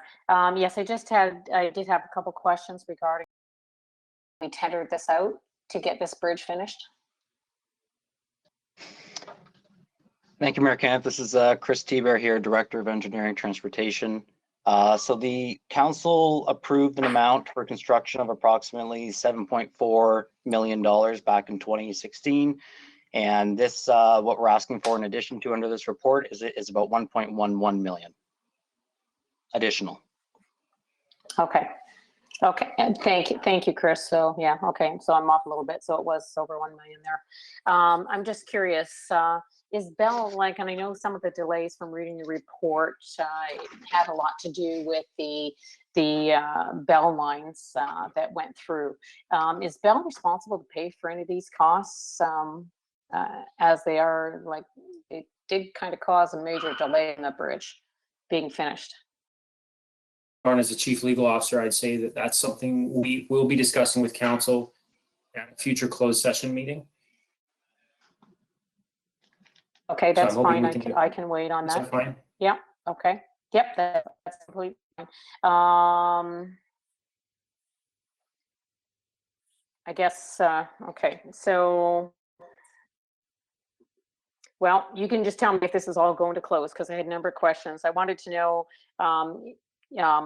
if some of this wasn't foreseen or why it wasn't foreseen, but I won't go there because that's going to lead to that. The next one, under the summary section, there was also a lot of other foreseen issues that arose during this process. And I'm just curious, have we learned from some of these projects, because they've kind of tallied up to a lot of money, and the community, especially the community of Chatham, was inconvenienced for quite a long time. So is there things that we can learn from this and how we proceed when we're looking at rehabilitating a bridge?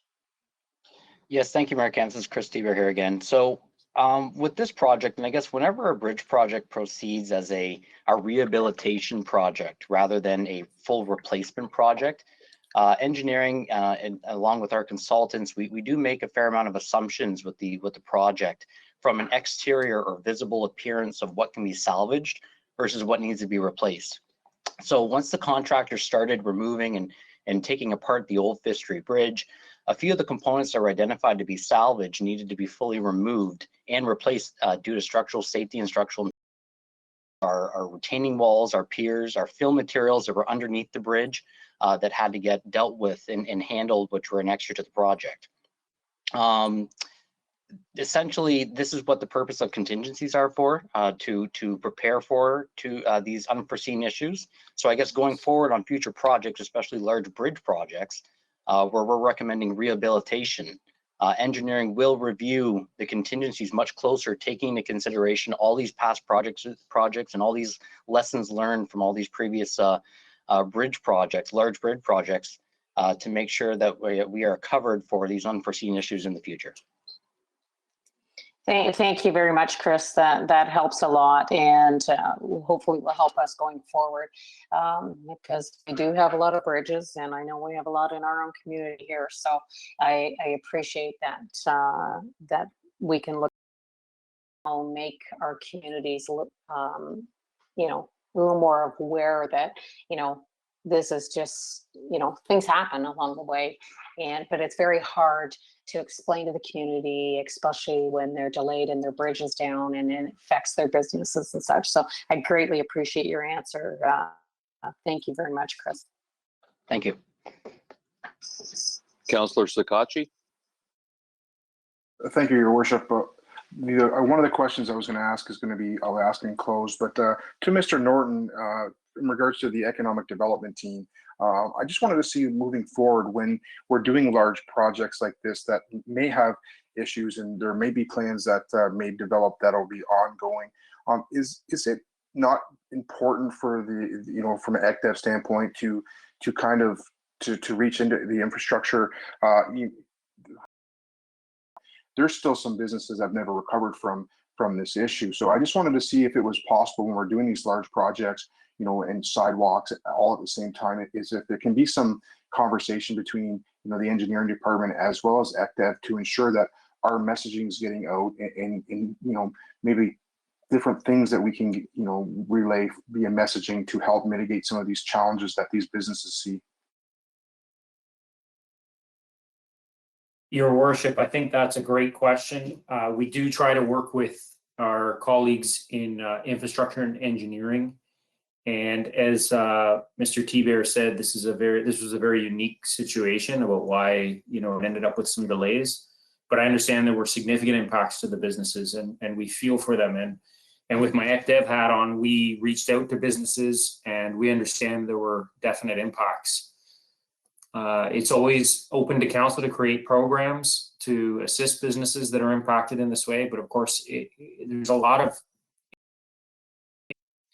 try to encourage contractors to finish the contracts on time. And we have built into contracts various incentives or penalty programs to try to have them complete their contract work as soon as possible.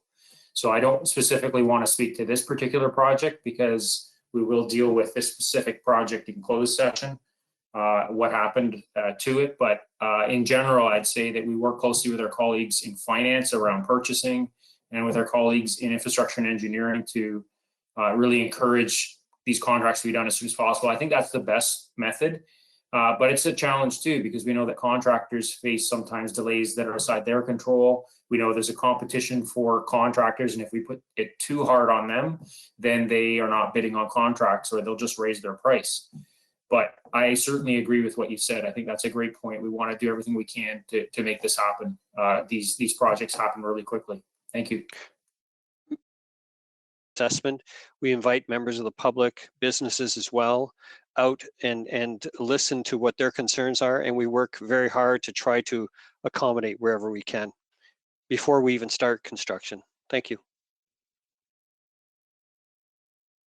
Seeing no other questions, we'll put it to vote.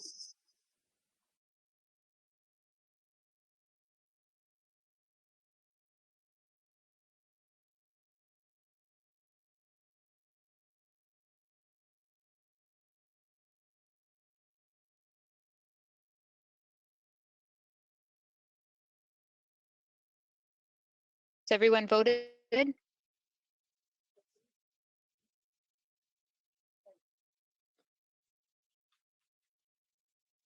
All votes are in. Motion passes 18-0.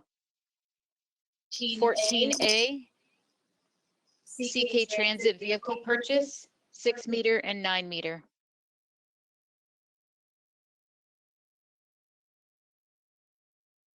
Councillor Kirkwood White. Thank you, Your Worship. I'll move the recommendation. Councillor Latimer. I'll second that. Questions? Councillor C. McGregor, followed by Councillor Latimer. Thank you, and through the mayor, thank you for the report. Just had some questions. One coming from the public, but I'll get to that. That's kind of had it at the end of my questions. But first, I'm just curious, what services, if any, will be affected by delaying the purchase of that low floor 8-meter vehicle?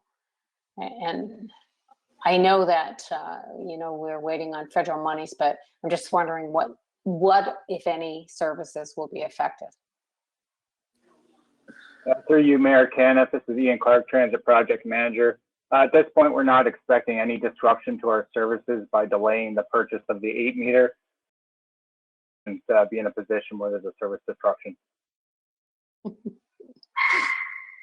Thank you, Ian, for answering a number of my questions there. So I appreciate that. So I'm just in the one that actually came from public that was sent to me.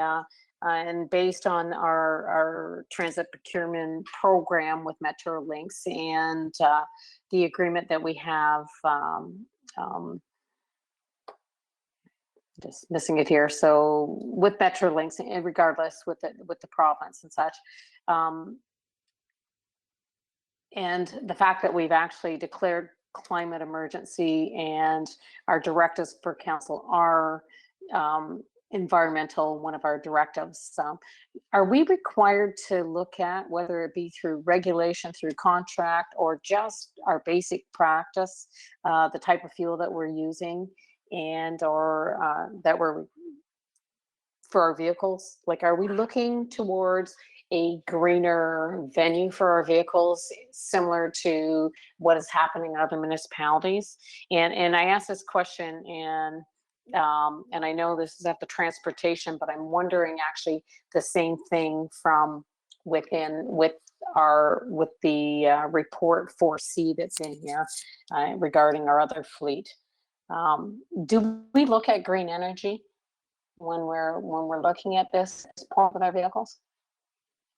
Through you, Mayor Caniff, to answer your first question, no, we're not required at this point to purchase vehicles with clean energy, but anticipating that this will be a future requirement, the Transit Strategy Project is because all of our operations, that even if we were to start installing that type of infrastructure, we may be in a difficult position with accessing government grants to do so, the same just as we are right now with our vehicles, because we don't own them as of this point. So to answer your question, we are looking at them, but we're not in a position right now to purchase them.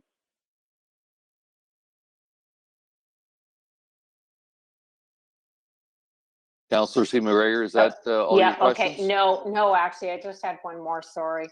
Judy thankfully muted me before, and it took me a minute to figure out here to get off it when I started to look at my screen again. So just one other question. If we were to take possession of this other vehicle at this time, for what you've required for this low floor 8-meter, is this something, because we now take possession of these vehicles from the municipality, which was a council directive last fall, is this something that we could purchase from our uncommitted fleet reserve? And this is probably more for Gord. And then if federal monies do come, put it back? Or is there a risk that we won't get these federal monies? Or is any of that even possible, so that we could move ahead with these contracts? Can anybody help me with that one? Is this a possibility or not? Hi, it's Gord. I'll jump in to start. So first of all, in the other report, we'll be allocating to buy the fleet purchases for the year. But more importantly than that, I think the most important part is that we get that they qualify for the other sources of funding here. So I think Ian's the plan presented in the report to delay until they're able to get the funding was the right move to make. I'll refer back to Ian if he has any more comments on would even buying a vehicle now prevent us from qualifying for the funding because it's not yet available. Thanks, Gord. I'm going to pass this on to Anne Marie Milson, who's been working very closely with senior levels of government on those applications. Thank you, Your Worship. In regard to the ISIP applications that are in, I am still in communication back and forth with the provincial and federal government right now. This won't in any way impact the remainder of the requests that we have in for the provincial government. What we're hoping to do with these purchases right now in order to get the lower costs with Metrolinx before they have to go out to retender is use our provincial gas tax that was originally put aside for projects such as this, but at the time Chatham-Kent was asking, are we in danger of not receiving the federal portion? I'll ask that first. Considering this, again, it's Anne Marie Milson, with everything in the air with the COVID-19 pandemic, we haven't been told not getting anything in right now, but right now everything is been silent with the government until we know what Infrastructure Canada is doing. Okay, thank you. I'm guessing that's kind of where I was thinking you were going to go with this. Hence why I was just curious about whether we could actually, and I'm not sure I really got the direct answer from Gord either, whether or not it could come from the other area. And the reason I'm asking is because if we hold off, people know we're looking for one now. I don't know how that affects our tenders or what prices are going to go up after this. Because once we do come the other side of COVID-19 and we do get our businesses back up and running, I'm afraid we may see a lot of increases in prices in some of our RFPs or our jobs, not even just vehicles, but all the way around. So I was just wondering if it was more prudent on our part to do this and take it from the other reserve and then pay the money back later. I'll just jump in, Mayor Caniff. This is Ian Clark again. The original plan when we were exploring vehicle purchases was to use the provincial gas tax entirely. So I think if for some reason we're unsuccessful with the federal portion of the ISIP, we would look at that reserve first before we looked into other creative. If we do not get the federal gas tax, or if we do not get the federal portion of this to go towards these vehicles, and then that's out there, would we look to another year on getting this vehicle? And if we don't, and we can get by with these services as they currently are without decreasing the service locally without the low floor 8-meter vehicle, how long will the other vehicle or the other vehicles that we have in place last before we're caught in a situation of a vehicle breakdown or not having the use of a vehicle to cover the service that we're currently servicing? Thank you, Worship. It's Anne Marie Milson speaking. Just to clarify, our current level of service is that the buses that were purchased to begin the contract are moving toward end of life. And if we do not have vehicles in place before the new tender goes out, the vehicles that are currently in service they're being maintained, but it's more prudent to be putting new vehicles in place prior to the contract ending, and these vehicles will be coming in on time for that. Thank you. They'll be coming in except for the one that we're going to delay. So this delay, and I know we're covering the services that we have now, but this is not going to affect the whatever specialized service they were looking for the Wallaceburg community moving forward? Or does that delay that whole program that was recommended by the Transportation Committee? delaying the purchase of the 8 meters. Again, we still expect we will have a full fleet of vehicles on the road to deliver all of our current services at the current service level by July of 2021. Thank you. And then Ian, that also means that the recommendations and the temporary pilot projects that we were going to attempt through the Transportation Committee, those will also move forward? We're just looking at the replacement of our base services right now. Should there be any future recommendations on pilots or service expansion that would require additional vehicles, they'll be brought to council at that time. We just needed to get this report into council now so we could be ready to at least deliver our base level of service when our contracts are up next year, 2021. Perfect, thank you. Councillor Sakachi? No further questions, Your Worship. Seeing no other questions, we'll put it to vote.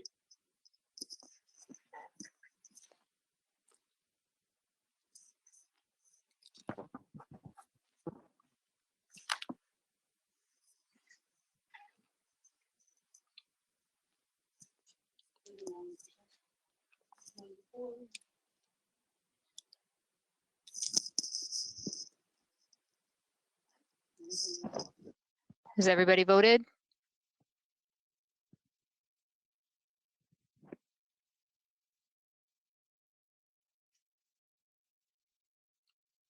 All votes are in. Motion passes 18-0. C, 2020 vehicle and equipment replacement list. Councillor Sakachi? Thank you, Your Worship. Do I have to, does this need to be moved first, Your Yes. Worship? I'll move this to put it on the floor anyways. Councillor Oche? I'll second this with question.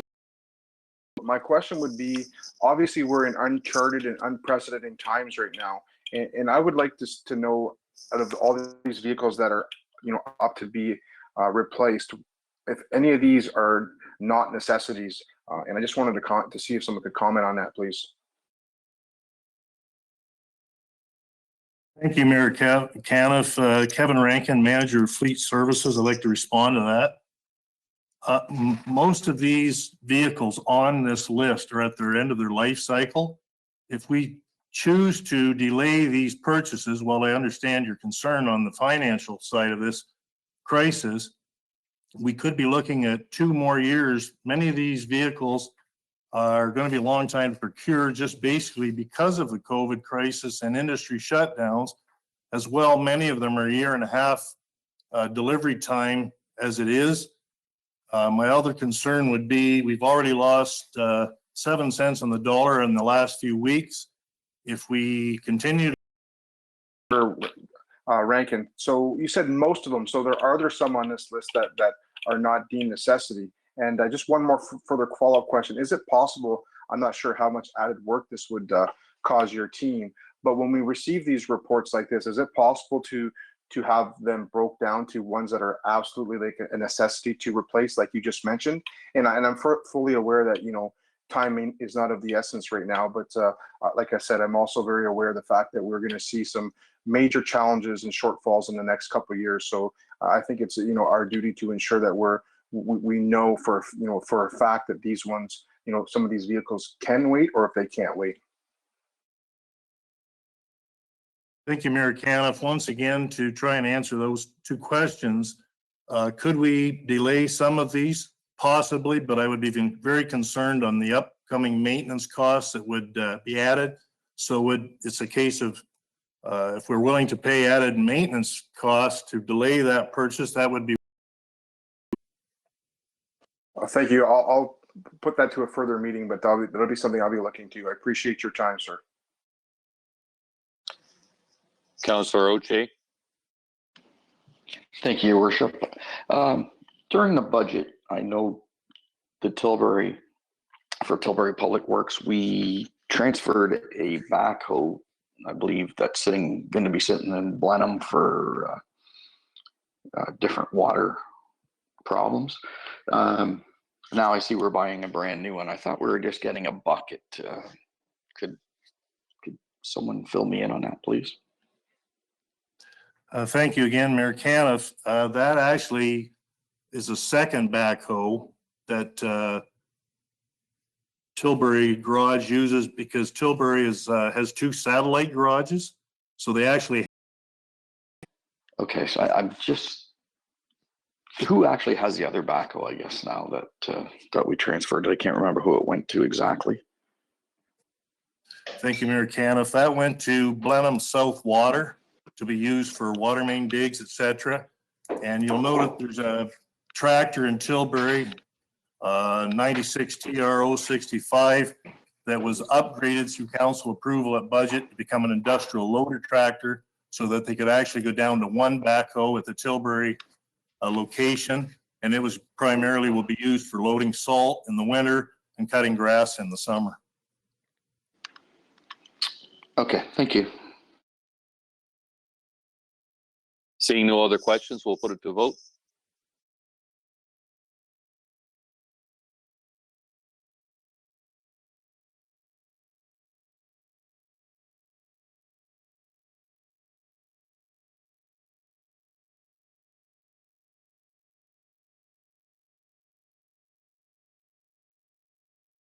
All votes are in. Motion passes 18-0. The next section is Chief Administrative Office. We have the Together CK Events Grant 2020 funding recommendations.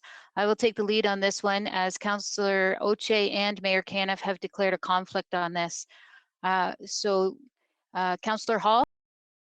Committee for further consultation with the applicants and for further investigation into how to support event organizers forced to cancel their events due to COVID-19.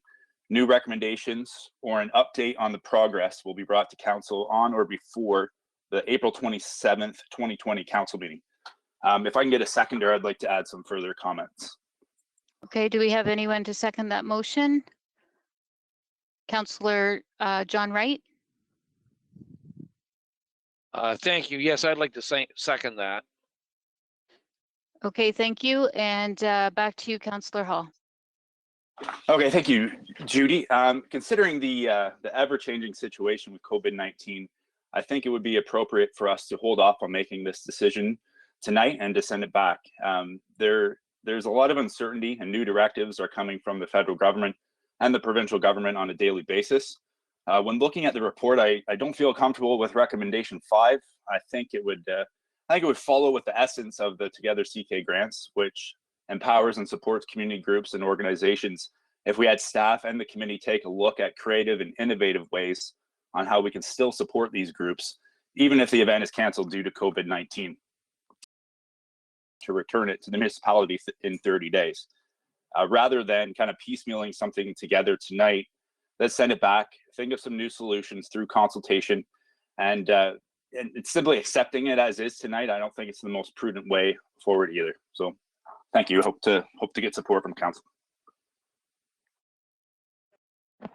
Councillor Hall, it was just brought to my attention, the date that you've selected there, April 27th, that could potentially be the big meeting for Erie Shore Drive and a planning meeting. Are you stuck on the April 27th date, or would you be willing to go to a May meeting?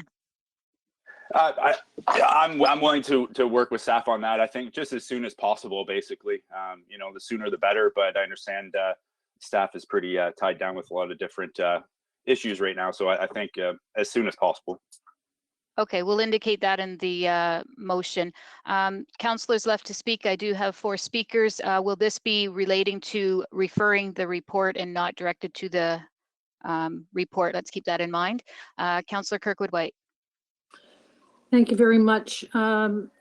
Please let me know, Judy, if this is appropriate at this point. I was actually looking for some background information from Amy Wilcox with regard to the fund that was initially established, the Community Partnership Fund, and the amount of money that was set aside for that. In looking at this report, we're talking about approximately $200,000. And I really wanted to know what happened with the other 600,000 plus that we initially set aside. Okay, thank you, Councillor Kirkwood-White. That would probably be more directed to the report, and we just have a motion on the floor to refer the report. So if this motion fails and the report comes back up, I would allow that motion or question. All right, thanks very much. Thank you. Councillor Latimer? Yes, thank you. I wanted to ask Adi, by deferring the report, I know that most events will be canceled for likely most of April, but we could get lucky here and have come back to some sense of new norm by May. Are there any events that would be affected with regard to funding and knowing that they can go on by deferring this to a May meeting? Amy, are you able to answer that? I will certainly try. Amy Wilcox, Manager Corporate Initiatives. Thank you, Your Worship. If we were to defer it, the only event that I am aware of is Retrofest, and we've all been received the information from them that they will be canceling it for 2020. At that time, this time, that's the only event that I know of that has the date of an event during that period of time. So the next events would be, they would start in June. So they would have time to, and again, that would be the new norm. Everything is so unprecedented right now. I know it's difficult to guess, but I don't have any problem. I have a problem with number 5 as well, on the recommendations. But I just wanted to, for the community events organized. Okay, thank you. Councillor Sakachi? Thank you, Judy. Actually, my comment was just regarding the actual initial date that was selected. I know that there's a couple major things coming to that meeting. So, but you've already taken care of that. Thank you. Okay, we'll see how this vote goes. And Councillor Finn? Thank you. Just a question. It's with regards to the number 5. If we put a delay on. Councillor Finn, that's on the report. So right now we just have the motion to refer. So if this one fails and we go back to the report. Nope, this one is with regards to the people that have applied for the grants. Will they be being told that they will be getting funding, or have they been told otherwise? So the motion on the floor right now is to refer it back. Are you just asking Amy a question if the organizations have been notified to date? Yeah, because if they're relying on waiting for this report to come back in May, some people have already started to prepare for this. I'm just wondering if they've been made aware that they were considered, they were successful, maybe not the amount. If we waited. Amy, could you answer that? I can, thank you, through you, Mr. Mayor. Community groups that applied have not been officially told whether they were recommended or not. However, this report has been listed on the council agenda. So if a group was to have reviewed the report, they would have seen whether they were recommended or not and would have seen the amount that the review committee has recommended them for. Thank you. Okay, and Councillor Wright. Thank you. My question is, if an event's canceled, they've already got some costs involved. Will they be able to put in for some of their costs that they're going to lose if the event's canceled? Are we going to look into that maybe? That was my only question. Thank you. Thank you, Mr. Mayor. Based on the information and the conversation I've had with Councillor Hall, I believe that is something that if this current recommendation that he has put forward is approved, that would be something he would direct staff to do. That part of the review would be, in talking with the review committee, would we put forward any allowances for any costs that have already been approved their recommendation. Therefore, any expenses they have incurred prior to tonight, we would not have been reimbursing anyways. Okay, thank you. And Councillor Hall, in closing.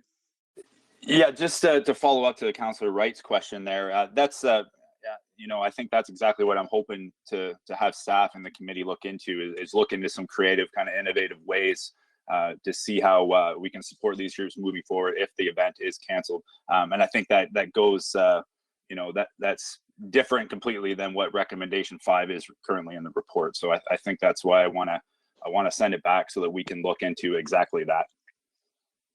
Thank you. Okay, thank you.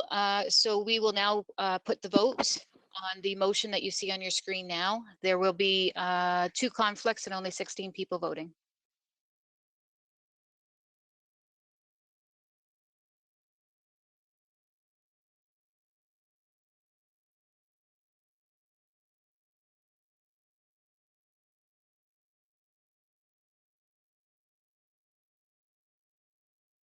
All votes are in and motion passes 15-1.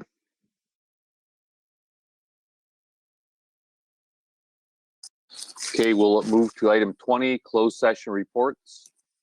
Councillor C. McGregor. Thank you. And through the mayor,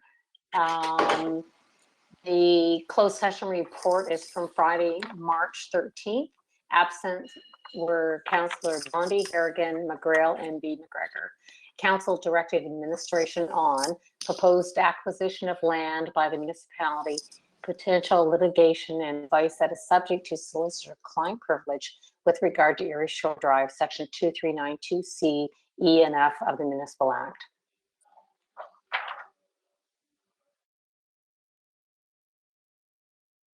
Can I get a seconder to that? Councillor Finn. Happy to second. Anyone opposed? Oh, sorry, that we're going to vote on this. Can we put it to vote now?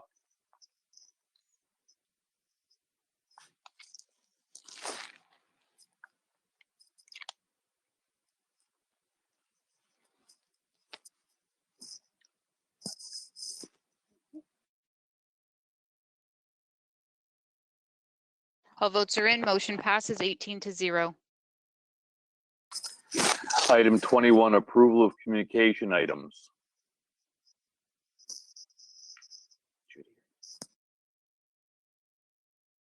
Okay, we've identified 2G, 3B, 3D, 3G, and 3I to be pulled. Can I get a motion to accept all the others? Councillor Kirkwood White. Yes, your worship, I'll move the motion. Councillor Oche. I'll second it. Okay, anyone opposed?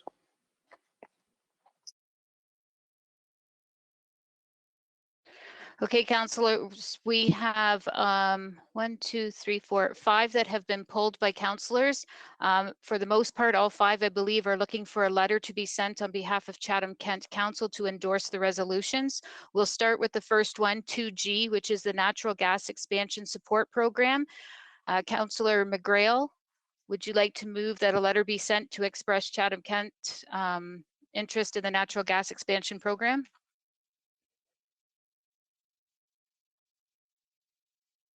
I absolutely would, please. Okay, and second by Councillor Latimer. Yes, I'll second that. Any questions? See none. Are any opposed? Oh, sorry, Councillor Sakachi. Hello, Judy. Sorry, I tried to catch you. The last vote that we had the deferring, I was plugging my tablet and I hit no by a mistake. It's supposed to be yes, just for clarification purposes. Thank you. We'll make note of that in the minutes. Thank you. My apologies. No worries. So any questions on the natural gas expansion? So we have a mover and a seconder. Anyone opposed? See none, motion carries. 3B, we have the tourism oriented destination signage fee increases. Councillor Kirkwood White would like to ask that administration be authorized to send a letter supporting the resolution of the County of Haliburton with regards to this. Councillor Kirkwood White, would you like to move that? Yes, please, particularly in light of our current situation. This is going to be quite a hardship for tourism businesses. Thank you. Councillor Latimer, would you like to second that? Yes, I would. Great. Any questions? See none. Anyone opposed? See none. Motion carries. 3D, ban of single-use disposable wipes. They're asking that a letter be sent from Chatham-Kent Municipal Council to endorse these resolutions passed by their respective Ontario municipalities. Councillor Latimer, would you like to move that? Yes, I would. Thank you. Is there a seconder for that? Councillor Finn, any questions? See none. Anyone opposed? Thank you. Motion carries. 3G, legislative changes in Bill 132, Aggregate Resource Act and the Safe Drinking Water Act. Again, looking for a letter to be sent from Chatham-Kent Municipal Council to endorse the resolution. Councillor Latimer, would you like to move this? Yes, I would. Thank you. Looking for a seconder. Councillor Finn, any questions? See none.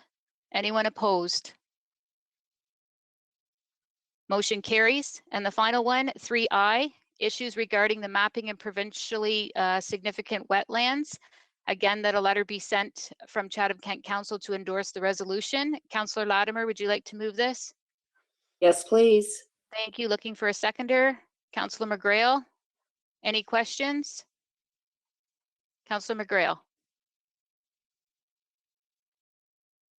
No, sorry, I hit it by mistake, but I do have something for another one. Sorry, afterwards. Okay, any other questions? See none.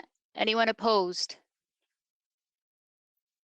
See none. That was the list that I had. Councillor McGrail, did you have something else to add?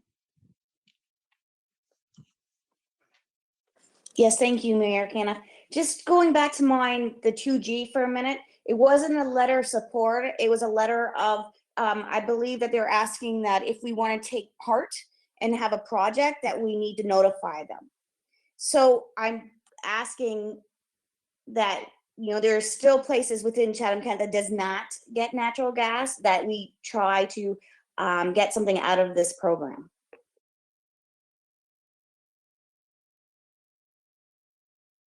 Okay, so we can definitely look at that and get the proper wording that to reflect your intention.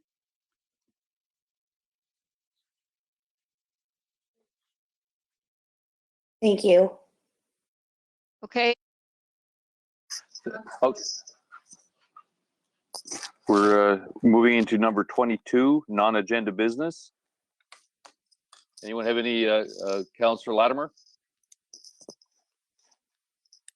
Thank you. In recognition of Seniors Month in June, Chatham-Kent Council is seeking nominations for the Chatham-Kent Senior Achievement Award. So if you would like to recognize a resident of Chatham-Kent aged 55 years or older who has achieved significant goals and made outstanding contributions as a volunteer in our community, would you please fill out a nomination form, which can be found in the on the CK Municipal website under Mayor's Office, 220 CK Senior Achievement Awards, or contact the Mayor's Office directly at 519-360-1998, extension 3001. Councillor Sakachi? Thank you. Through your worship, to Thomas Kelly, if he's still available. We have received numerous South-Kent councillors have received comments regarding Erie Shore Drive, and I just wanted to see, I know that we're dealing with a major pandemic right now, but I just wanted to see if you could give a really brief addressing of what's transpiring out there. We've had some concerns with the project, how fast it was moving forward at the beginning and now, and how fast it is moving forward now. I just wanted to see if you could just address those concerns briefly, if you don't mind, sir. Thank you, Mr. Mayor. The project is still proceeding, still on schedule. We've been working still at least 13 hours a day out there. We've had a couple of setbacks, and one was on Friday. that Friday we had one of the top worst storms that we've seen, and significant flow of water over the road, so much so that we had to stop our crews at noon, and everything was so wet that the clay could no longer be worked on Saturday and Sunday. So we took those 2 days off. We were back at it again today and proceeding. We have tried to reach out to the property owners. Previously, we've had some dialogue with them, and I'm working very closely with our legal team to reach an agreement where we need to enter private property to do so that we can again secure the dike. Very much appreciated, Mr. Kelly. Thank you. Councillor Hall. Thank you, Mayor Caniff. Back on March the 2nd, I brought forward a notice of motion about a youth leaders forum and information event. Right now, I'd like to pull that motion. I'll look forward to bringing that up sometime in the future. Given the situation that we're facing right now, I don't think it's not the appropriate time to move forward with this idea. Thank you. Councillor Crew. Okay, I'm going to try this again.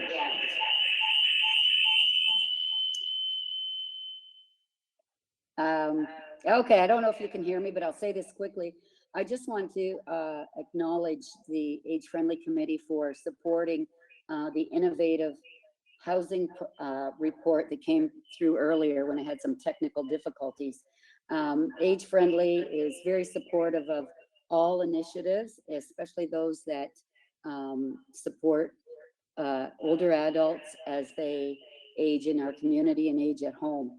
I want to also, from the committee, extend our congratulations to Annie. She's been with us for quite a while, and we're really sad to see her go, but she's moving on to bigger and better things. And from the committee, I want to publicly acknowledge Annie. And there I go. Thank you. Councillor Kirkwood-White. Thank you, Your Worship. If Kathy Hoffman's still with us, I was just wondering whether she might be able to provide the status of approval of 311, which was a motion that I made some time ago.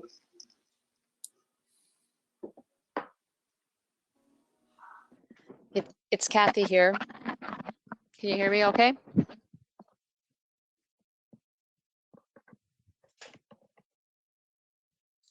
Your Worship, can you hear me okay?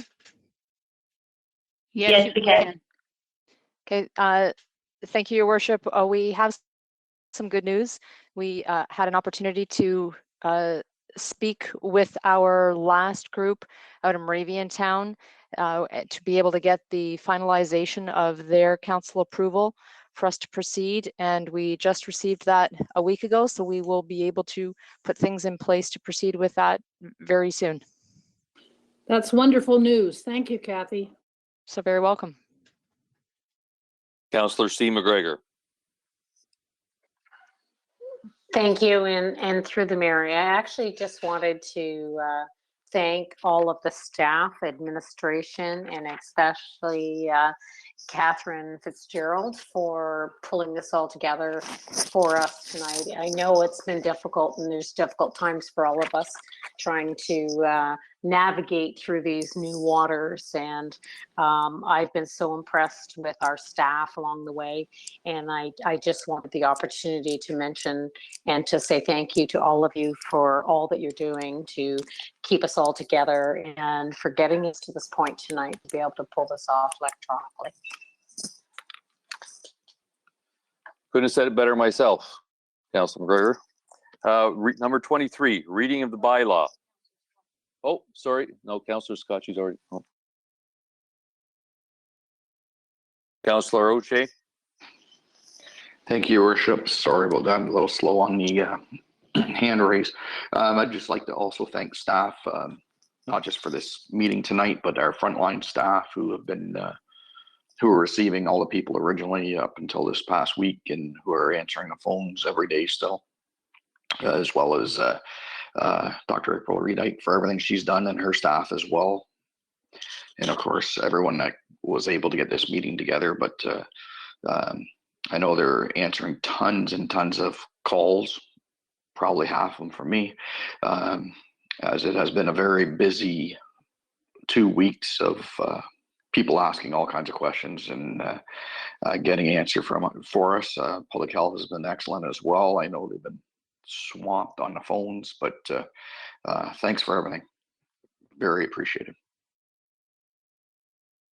Yes, we have a great team here at the municipality and together working with everyone in the community. There's a lot of people stepping up now. We'll get through this together. Item 23, reading of the bylaw, first and second reading. Councillor Solomon. Moved. Councillor Bondi. Oh. Councillor Wright. I'll Can I get a second that. on Thank that? you. Thank you. Okay. Yeah, I'll second Any that, Mayor Kenneth. opposed? Anybody opposed? Okay, third and final reading. Councillor Pinsino. I will move, Your Worship. Okay, Councillor Thompson. Happy to second it. Excellent. Any opposed? Carried. Councillor Carmen McGregor, back to you to close the meeting.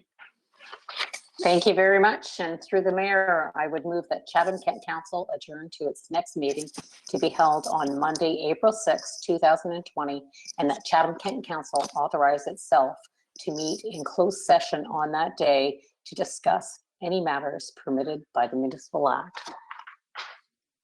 Can I get a seconder for that? Councillor Latimer. I'd be glad to second that. Anyone opposed? Seeing none, carried. Thanks everyone for we've set some history tonight doing it online, and I think it went off pretty seamlessly. Thanks everyone. Have a great night. Good night. Good night. Thank you.